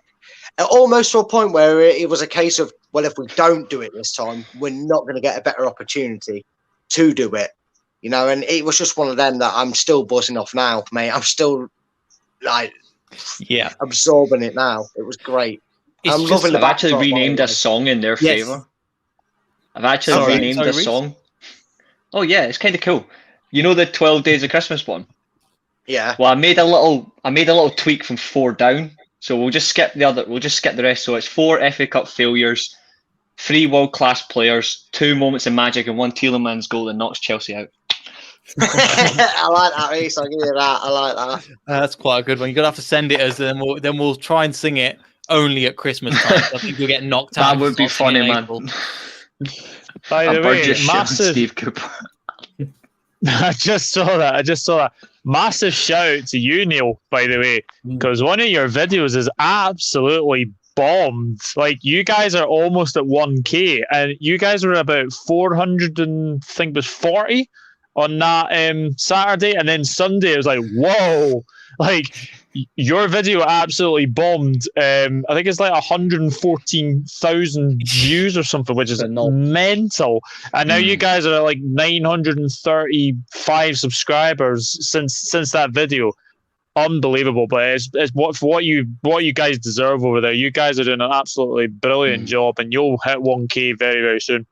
Let's hope so. But no, thanks for the kind words, Doug. Do you know what? I was just so wrapped up in the moment, and for the context of this, I recorded I went live from the ground with Alex and a few of the other guys from North America, and just showed them what was about, and all the little like trinkets of people kicking balls up in the air, and people. I don't know if you were there, Brad, sort of down at the stadium, but it was special, and recorded little bits. But then it started to go dark, and even Leicester's not too dodgy, but I think you guys know when it goes dark, there's different people come out and there's a different energy, and people are getting more drunk, and you're like, I was on my own and I was like, maybe this is not the best time, because a lot of my friends and stuff like James and that were down at Wembley.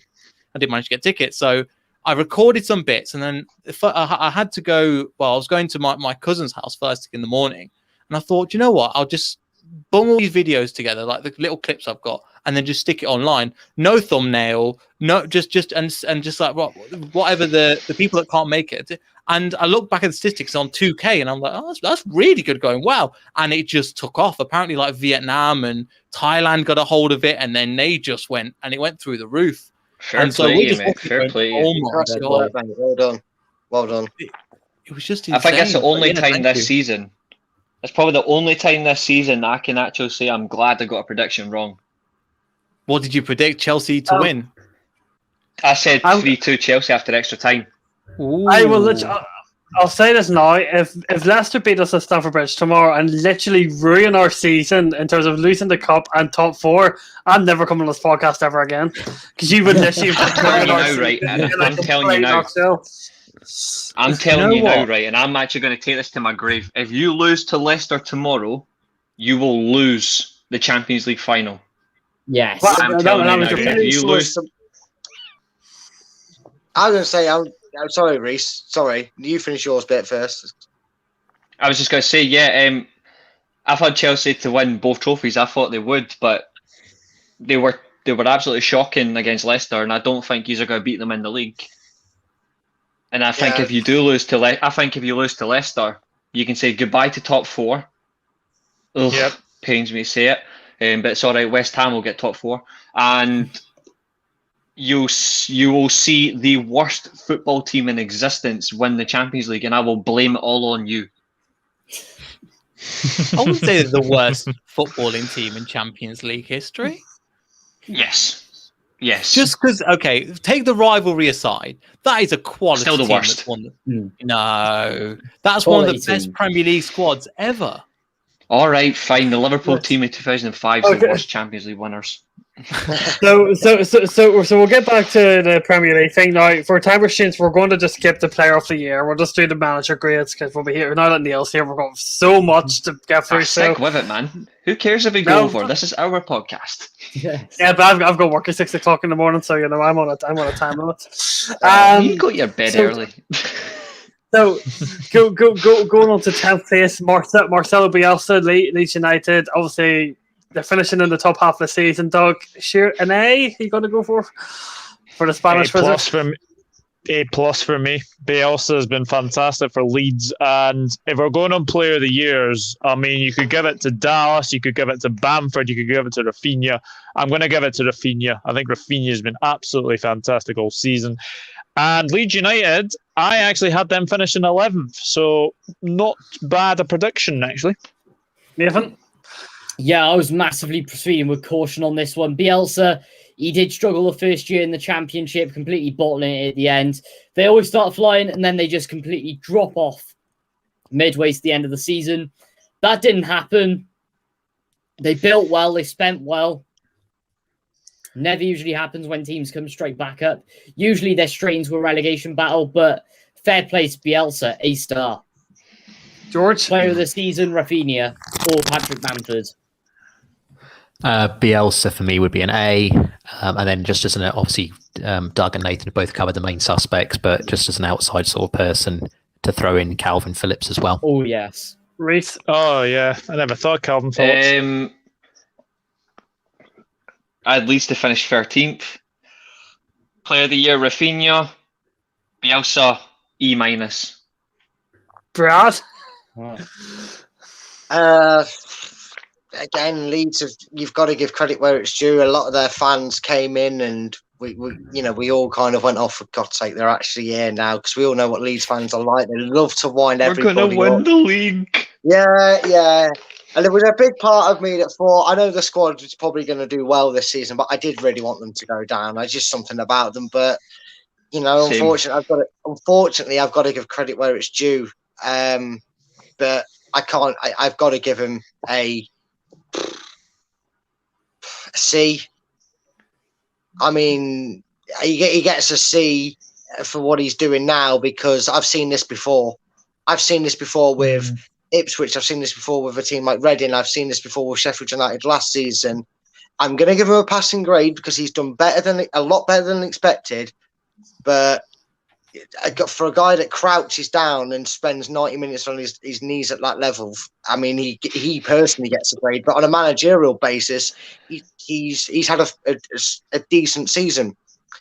He's had a few wallopings though, and that has to be noted going forward. That's something they're going to have to shore up. So for me, a C, and I'm going to throw Jack Harrison out there because a lot of Leeds fans say that he's done quite well for them this season. I've only marked him down. I've only marked him so lows because of that defensive record. I'm sorry, but like the fact that people are talking up Leeds arse all year about how good they are attacking wise. Man United are better than them attacking wise. There you go. Defensively, they're terrible. So the fact that people are talking up as such a great attacking team, not a chance. Neil, what's yours? I refuse to credit them. So I didn't realize we were doing predictions. I've just finished work, so I didn't have. Leeds was they're a strange one because their fan base, as we all know, one of the most infamous fan bases in the whole of the UK. In general, I think they've. I think I'm with Brad. It's kind of a C. There've been some cases you're like, well, they've had not much of a squad to deal with, and it's first time in the Premier League, and you don't know what you're going to expect with a brilliant manager. But then they've not really got a really expensive squad, and then they've, as Brad was saying, they've been walloped a few times now, and that does play into it. I think next season is the big opportunity to show what they're made of, because you can't only play one way in the Premier League. If you do, you will get crucified. Maybe not in your first season, but definitely in your second season. I don't think they will go down, but I think there'll be a lot more wallopings in the future. However, I think Bielsa for his first season in the Premier League has done quite relatively well. I'd say like a C+, just because there's a lot of potential there, and he's tapped into that a lot. But at the same time, I just feel like there's, for example, last week, I think they were 10th, and they had a goal difference of 0. And that summed up perfectly how Leeds this season have been. It's been mid of the table. They've had some amazing performances and some terrible performances, and it's all equaled out to kind of 0. So I'd say, C overall. Mid-table, 0 goal difference. My friend had them 14th. I had them 14th. Doug, where did you have them? 11th. Reese? 13th. 13th. Nathan, you had them 15th, and Paul had them 16th. Paul is really I wish struggling. I got relegated though. Right, moving on to 9th place, Michael Arteta's Arsenal. Arteta will be at Arsenal next season. They're currently sitting 9th in the Premier League. Michael Arteta, Doug, how's he done for you? How long have I got for Arsenal? Arsenal have had a shocking season. Arteta gets an F. Harsh. They've had a brilliant Arteta season. gets an F. I'm sorry, Arteta gets an F. And the reason is they were in a relegation scrap just before Christmas. If you remember, they almost went into the bottom 3. They were shocking. As a player of the year, I ain't giving it to anybody. Nobody in that Arsenal team deserves it, because Aubameyang has played like prime Gervinho from a couple of seasons back. If I had to give it to one, I would probably just give it to Bukayo Saka, because I think he's probably been, the pick of a bad bunch, I would say. And for some reason, believe it or not, I had Arsenal to finish 6th, and I have no idea why. But there we go. Nathan? Maybe you were just feeling petty on Maybe that. you was drunk. Well, you only want to see my prediction from, trust me, but Arteta, he's getting a U. He is that terrible. He is U.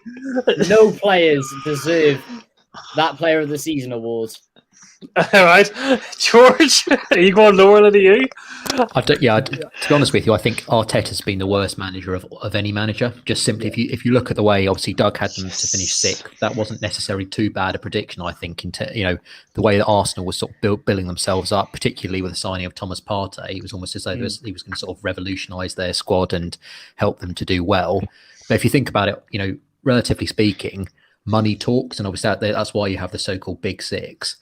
Because the more money you spend generally, the better you do. It's for football's obviously a bit of a pay to win game, as Man City will attest, and obviously Chelsea are trying to as well. But yeah, so I think in terms of obviously, where they should be finishing, it's been absolutely terrible. I mean, I could go on for hours and hours, a bit like Doug was going to, about how bad Arsenal have been. And I'm going to echo what Doug said. The only sort of player that I've seen that's shown glimpses of quality and who I do rate is Bukayo Saka. So he's going to be my player of the season. Reece?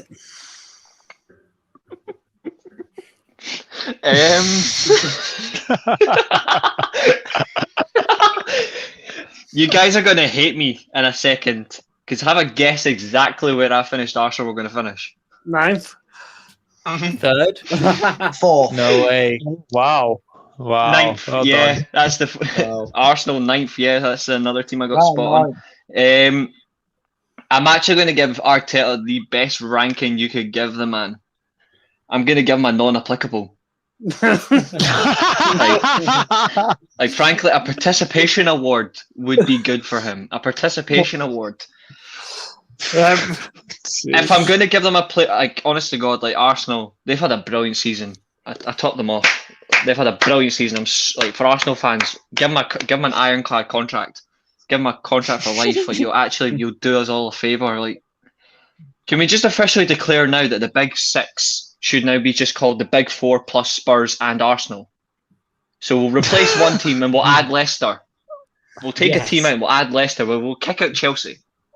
So we'll have the Big Four plus Chelsea. Yeah, we'll have plus Chelsea plus Spurs. Fuck Arsenal. Brad? And I'll give it to, I don't know who to give them for a player of the year, but I'll give it to Saka just because he's the only one that's actually bothered this year.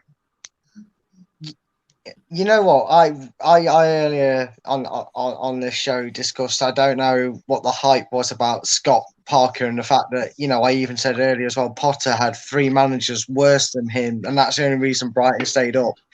I look at Arsenal's squad, right? I look at how their youth has been when how glorious Arsenal's been.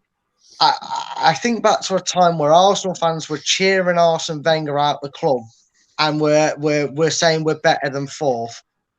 To take a squad of that quality and have them closer to fighting top half with Crystal Palace than they are with Everton for Europa Conference, Arteta, mate, that's impressive. You get an A from me, mate. That is fucking impressive to be that bad. You get an A star, mate. You are my star pupil. To fail so spectacularly with that depth of quality, fucking well done, Arteta. Because fuck me, Ollie wasn't even that bad. He's the banter bus king. Ollie wasn't even that. That is spectacularly bad. The man who put the cones out in the wrong direction for Pep Guardiola somehow nearly got beaten in the league by Roy Hodgson, who's 75. That's an A-star performance. Well done, because nobody could do that for Arsenal in such a quick fashion. A-star, 10 out of 10, and give Saka the man of the player of the season just because. Anything to add, Neil? I can't top that. I fucking can't. Swansea. It's impressive to make that team back. Offside! Hang on. It's 1-0. Where's the time of the desk? They've done it again. They've actually Nathan's done it going again. to do a Josh in a few minutes. Oh, sorry. Wrong game. Nathan's going to do a Josh in a few minutes. Just watch.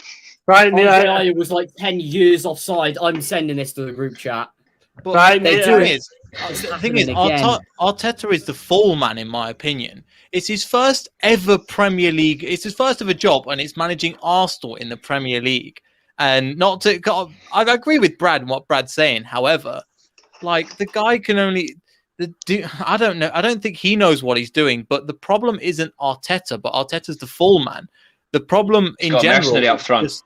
is just what's happening with the whole squad, the ESL, all that kind of stuff is just yeah, but mate, not even David Moyes did this bad in his first season with a big side.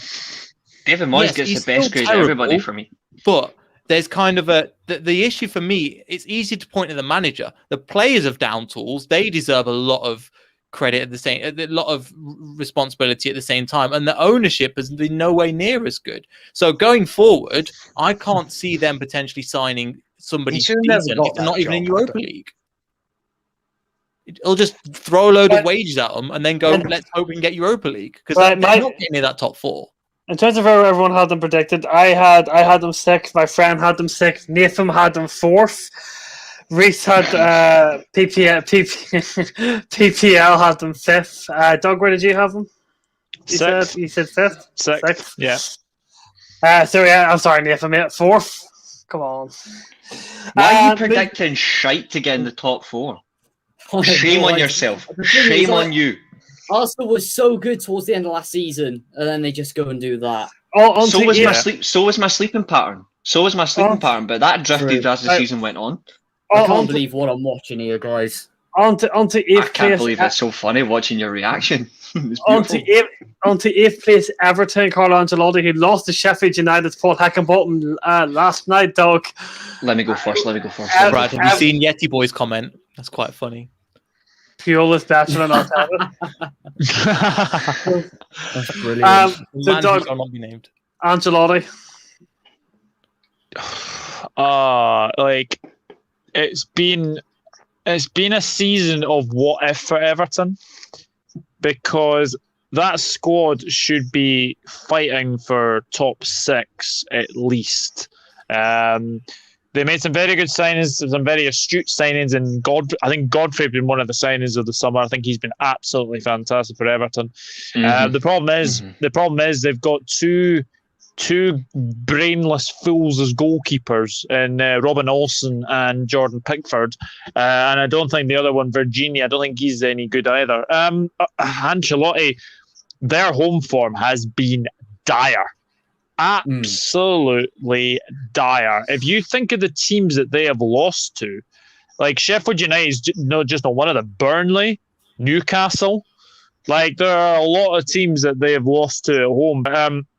I can even see Wolves beating them on Wednesday at Goodison, especially in front of fans, which is mad. Ancelotti,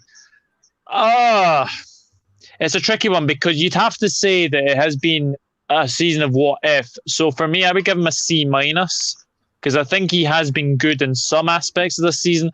Player of the year for me is Dominic Calvert-Lewin. I think Dominic Calvert-Lewin, without his goals, Everton would not be anywhere where they would be. And Everton, I had them to finish 10th this season. Fair enough. Nathan. Sorry, Reece, you have to wait. I am better looking. Leave me till later. Ancelotti, I'm Just probably going to give him a C. Going forward, excellent. Defending and the goalkeeper situation, terrible. Player of the season, Calvert-Lewin. George? I would say for Carlo Ancelotti,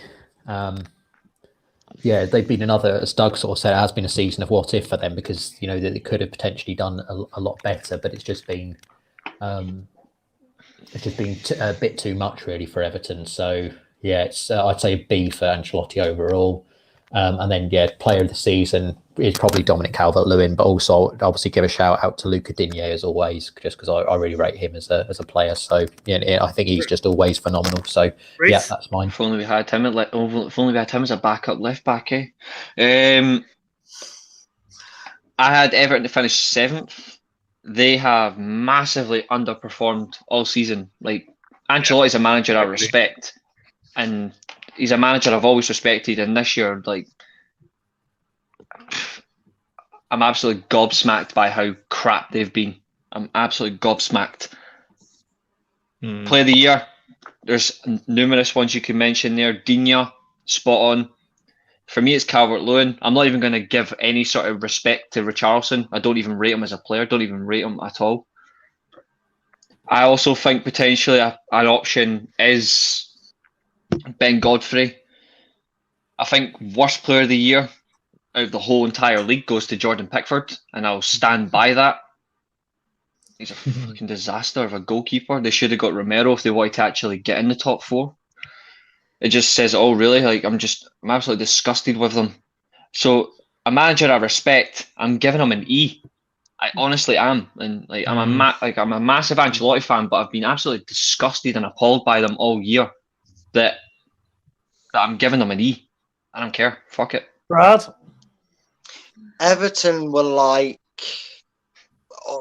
Everton this season were like a wish order, weren't they? The expectation and the arrival of what actually arrived at your doorstep did not match up to what you saw in the picture that was advertising it. Ancelotti, a lot of respect to his name. He's done some great things over his career. He's a very sought after manager, a very popular manager. And again, like I said, he just didn't, you had this expectation. Everton were put in a top 6 bracket. They were at the start of the season ahead of us in a lot of pundits' eyes to break into that top 5 or 6, sort of things. They were the ones that were more favourable to cause an upset in the league than Leicester or West Ham were, like they're doing this season currently. So yeah, I actually have to say that I think next season, that's where you're going to see Ancelotti get it together and the players get it together. I'm going to go with Calvert-Lewin, and I'm actually going to give him a D. I'm going to give him a D, and that's being generous, I think. They need a goalkeeper. They need a goalkeeper. They need a right back. They need a goalkeeper. Yeah. They need a right back. They need a partner for Godfrey. They need a midfielder to go beside Allen, and they need a better backup striker for Calvert-Lewin than Richarlison, because Richarlison can't even play football. He physically can't. I don't even know how he gets in a Brazil squad. Neil, what's yours? So I'd say a D as well, just because they've underperformed. They started the season on fire, Calvert-Lewin, and you thought somebody like Ancelotti could get the best out of a team.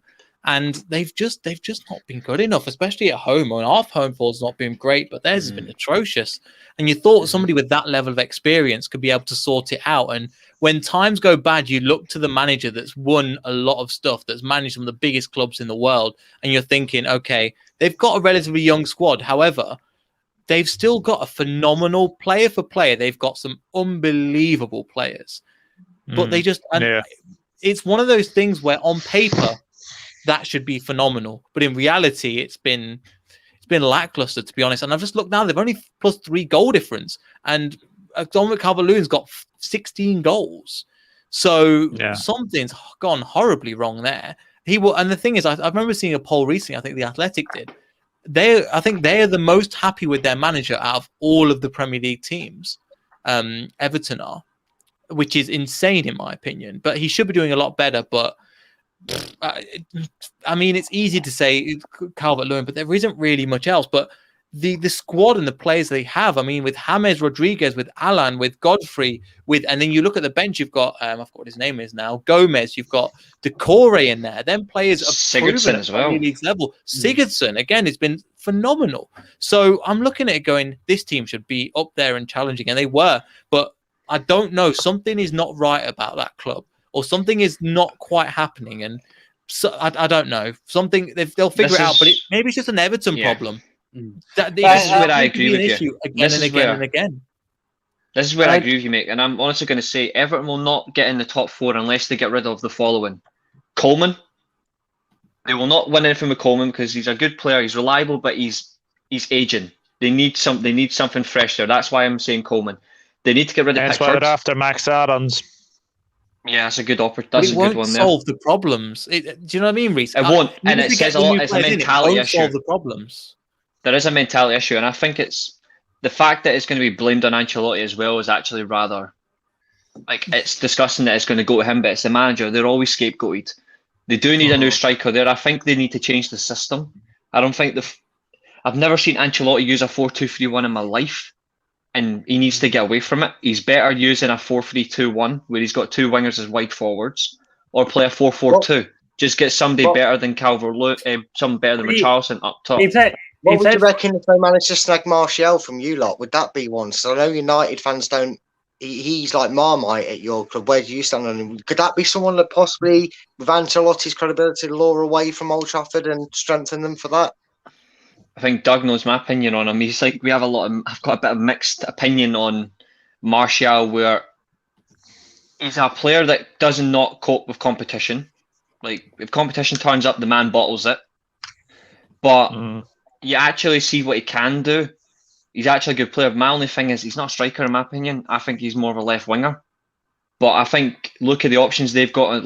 If they were to play a 4-4-2, for example, you've got Bernard, who's a sack of shit. You've got Iwobi, who played for Arsenal, says it all. Like, they could do a lot better. And I think Martial on the left wing would be phenomenal for a club like Everton. That's a position they need to work on. I don't think Rodriguez is actually particularly any good in the right-hand side. I think you're better playing him off the middle. But that means you're having to sacrifice a striker, but that's not a bad problem because you've got Sigurdsson who can rotate. So if they were to get two wingers, one of them being Martial off the left, that might go in their favour.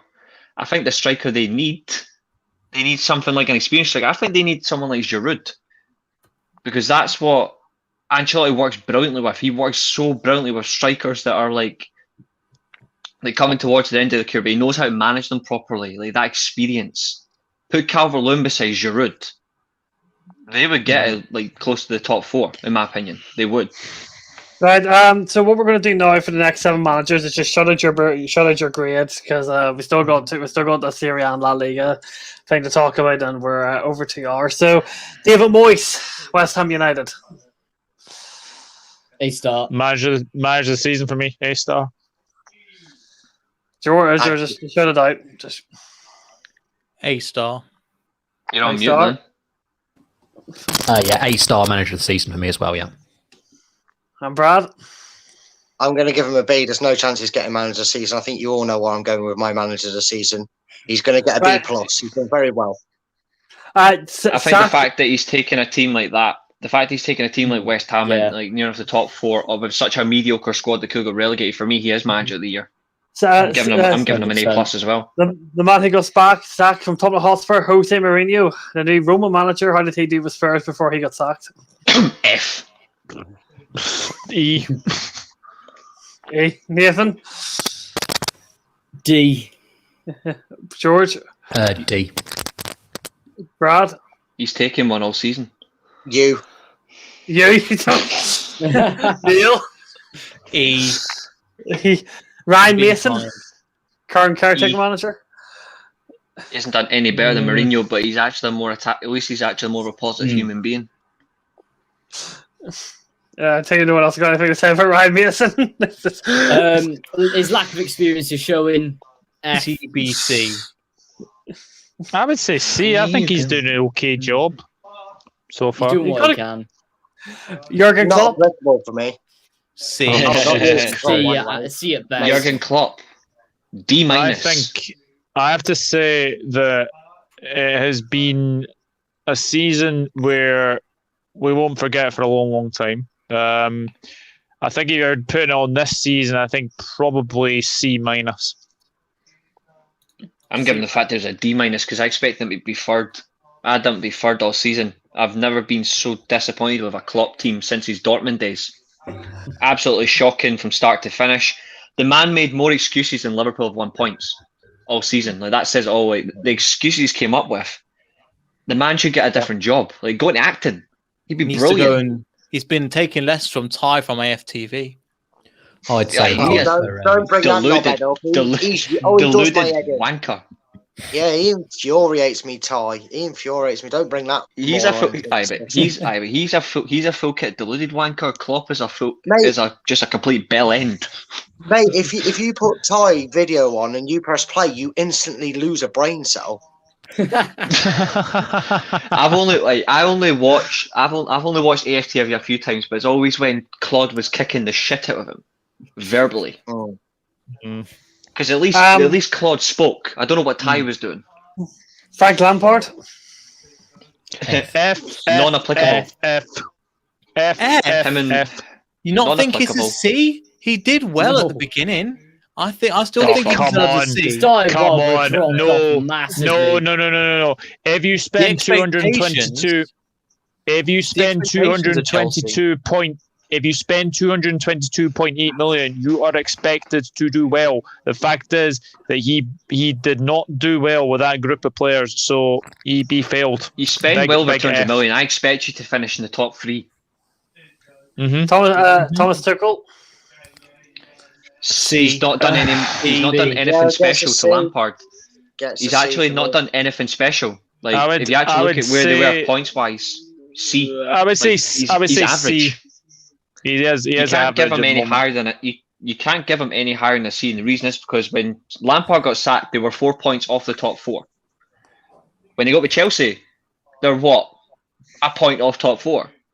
So you can't actually say, oh, he's actually done better. He hasn't. So, like, that's why he gets the C for that. To answer Balaam's question, Frank Lampard is the favourite for the Crystal Palace job. He will probably be named Crystal Palace manager probably after the Liverpool game. That's my prediction. That would be so funny. Go ahead, George, quickly. I like Thomas Tuchel. I'm going to say B. Right, Brendan Rodgers. A+.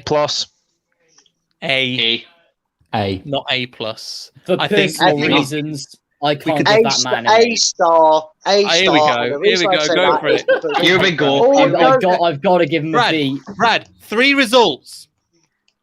Liverpool away, Fulham at home, Newcastle at home. Can you honestly give him an A star because of that? Yes, I can. Okay, I will tell you why he gets an A star. From the very beginning, right, of Leicester's run, since they've not dropped out the top 4. Man City have dropped 100%. Out the top 4. I agree. Arsenal. That's a good achievement, but that doesn't give you an A star. Never gets mentioned, by the way. Hold on a minute. Last season, bottle job, completely bottled it. And you know what? Fair enough to a point. You were very right. Fans coming out, media sources coming out. They have put the pressure on Leicester and expected, and they've almost been sat there like a bunch of spoiled, jealous kids, hoping that Leicester bottled it again. Guess what? He's brought silverware to the club. He's taken us to Europe again.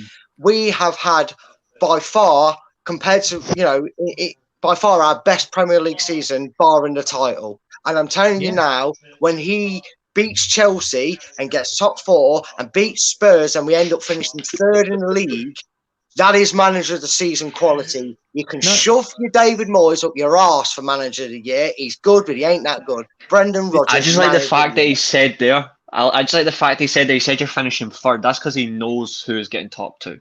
It's definitely not Leicester. Yeah, only because we actually like our manager, mate. Just about enough to get you second. We like our owners, we like our club. We'll take 3rd if it means we don't have to deal with Ollie and the Glazers. Trust me. Yeah.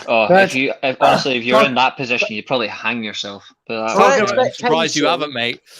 For expectation and this sheer hatred that the media were desperate to see us lose, desperate to see us fall away. We used to it, mate. Even before we lost, I just finished in 4th. Right. Yeah, but even losing to drawing with Southampton, the media were practically licking their lips at us, thinking, they're going to bottle it. We can finally get off this train. A-star.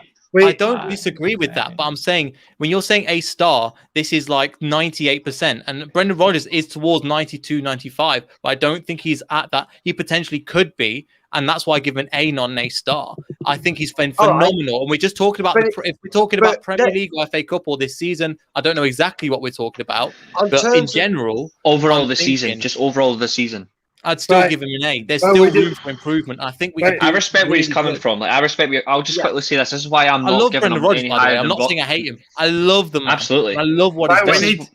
We need to move. Before we move on, this is why I'm saying Moyes gets it more than Rodgers for manager of the season. West Ham were one of the teams that were tipped to get relegated because of how they finished, and they are fighting for the Champions League. And that's no disrespect to Leicester, because Leicester have actually got a decent squad. But if you look at Leicester's squad compared to West Ham. Moyes deserves a shout. I respect Rodgers. We have to move on.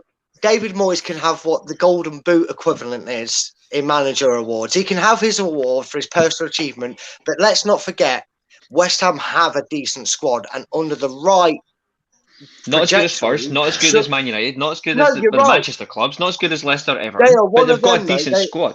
Arsenal as well. And you've got to remember, you're arguing with a Leicester fan who's always going to put his manager over that. On a neutral perspective, he's had a great season, a fantastic season. He's an A for manager, but I'm going to back my manager to the hills. I'm going to say for all the media doubters and all those players that have left and said that we weren't going to live up to their ambitions and win trophies, it's a big middle finger to them. Everybody that said, all Brendan's done is bottle the title with Liverpool and win in a Farmers League in Scotland, will shove it so far up their arse because he's the Farmers League comment, but I'll allow the rest of the sentiment. We have to move on here. Moving up, we've Ole Gunnar Solskjaer. B. C, B minus, D. Around Yet again, personal reasons, D. Fair I'm going to enough. give him a B. Go on, I'm going George. to give him a B plus. I think he's done quite well. If he actually. gives I him an think A, I he's- swear. If George gives him an A, I swear to Christ. I'll give him an A just to piss you off, if that helps. I would say for Ollie, it's been. I think if you're talking over, I could go, as you know, Josh, and I obviously you've got time constraints. I'm not going to go too much into it because I could go on for hours. But it's difficult if you take just the Premier League, which is if you take the overall season, it's been quite disappointing. I think overall, bottling the FA Cup till against Leicester, getting out of the Champions League. I think obviously Chelsea and City are now competing in that final. So that, and we're obviously in the Farmers League final. So that's a bit that's obviously annoying as well. I would say overall for Ollie, between a B and a C, but I would say a C. See, right, and the last one's Pep Guardiola. A-star. Star. Not a chance. Actually, with his poor start, poor starts to the season. I'm giving him a B plus. D. If they don't win the if they don't win the Champions League, a D. What's he done that he wasn't expected to do? He's won the league with 4.6 billion worth of a squad, and he's won the Man City League Cup. I'm sorry, that's not impressive to me. All these that have blotted their load over Guardiola. It's funny how the quad was suddenly amazing. It was on. They were going to do it, and Pep's finally got that monkey off the back that he can win everything. And bollock be old. If Chelsea beat him in the final, that'd be hilarious. For the pure fact that it goes, you won the League Cup and the league. Well done, mate. They've sacked managers for winning less. All right, well, he's not as good as people make out, and they need to fuck him off. Right, they might actually win it. Doug has a match preview for the Burnley game at 10 o'clock, so we are going to have to end it here to make sure everyone can go and refresh. We will move the La Liga and the Serie A talk to next week when it'll be concluded. So instead of us trying to guess it, we'll talk about when it's concluded, just because of time restraints. So Brad, thank you very much for coming onto the podcast for your first ever show. It's a bit long and a bit different compared to what we normally do, because it's coming towards the end of the season. We try to do something different, just because we would have been talking about a bunch of meaningless games if we didn't. So we tried to mix it up. But thank you very much for obviously you've got very involved. Your passion is clearly showing through. Yeah, definitely. I've really enjoyed it. I've liked this format. I like to throw a debate out, and I've spoke to a few guys here before, so it's been great, and I've enjoyed it. Thanks for having me on, and to the rest of you, after Tuesday night, to any Chelsea fans, to the rest of you, enjoy the rest of your season and best of luck. You're always welcome down to Leicester. I think Brad was saying before. You're always welcome down. We look after our own, and even if you're not a top six, we appreciate you coming down. But thank you, for hopping on. If you beat us tomorrow, we're going to fall out because you're not ruining our season twice in a row. Don't worry, mate. I won't be million, mate. You have to lie in your grave, and we are the underdogs. 2-1 Leicester. We're here to do whatever we can. I don't care, mate. I mean, we've just won the FA Cup. I don't care. Literally, I don't care. You're going to beat them again. Something that the majority of Leicester fans will never thought they'd do in their lives. Again. George, thank you very much for coming on again. I'll be seeing you on Thursday evening. Yep, thanks very much as always, Josh. Thoroughly enjoyed it, and thank you very much for everyone in the comments who's sort of joined in and helped out. Always much appreciated, and all the people who watch this on replay. So thank you all to everyone who supports Doug's channel, and hopefully can keep growing. So thank you very much. Nathan, you enjoyed crying yourself to sleep? Oh, don't even get me started. I've still got to wait till September for football. It's going to be a long wait, but who cares? Bring it on. The Euros is coming up, guys. So, that's on as usual. And Reece, I hate you. So, yeah. That's all right. I hate you too. Guys, thanks for having me. I'm due on another podcast, Stephen Featley's Arsenal podcast. So I'm going to go and rinse him right now for being an Arsenal fan. So if anyone wants to watch that for a little while, jump over there. It's S Featley. He's also does he's a charity stream. All donations he raises actually does go towards charity. So if you want to have a look over there, get a shout out. We will be debating football's, like, to him, he calls it football's greatest rival for the Premier League. It's Man United versus Arsenal. I think we already know who's winning that debate. So I will see you all soon. Enjoy yourselves. Thank you, guys. See you later, guys. Make sure you hit the like button, and we'll see you next week. Come on, Barnsley.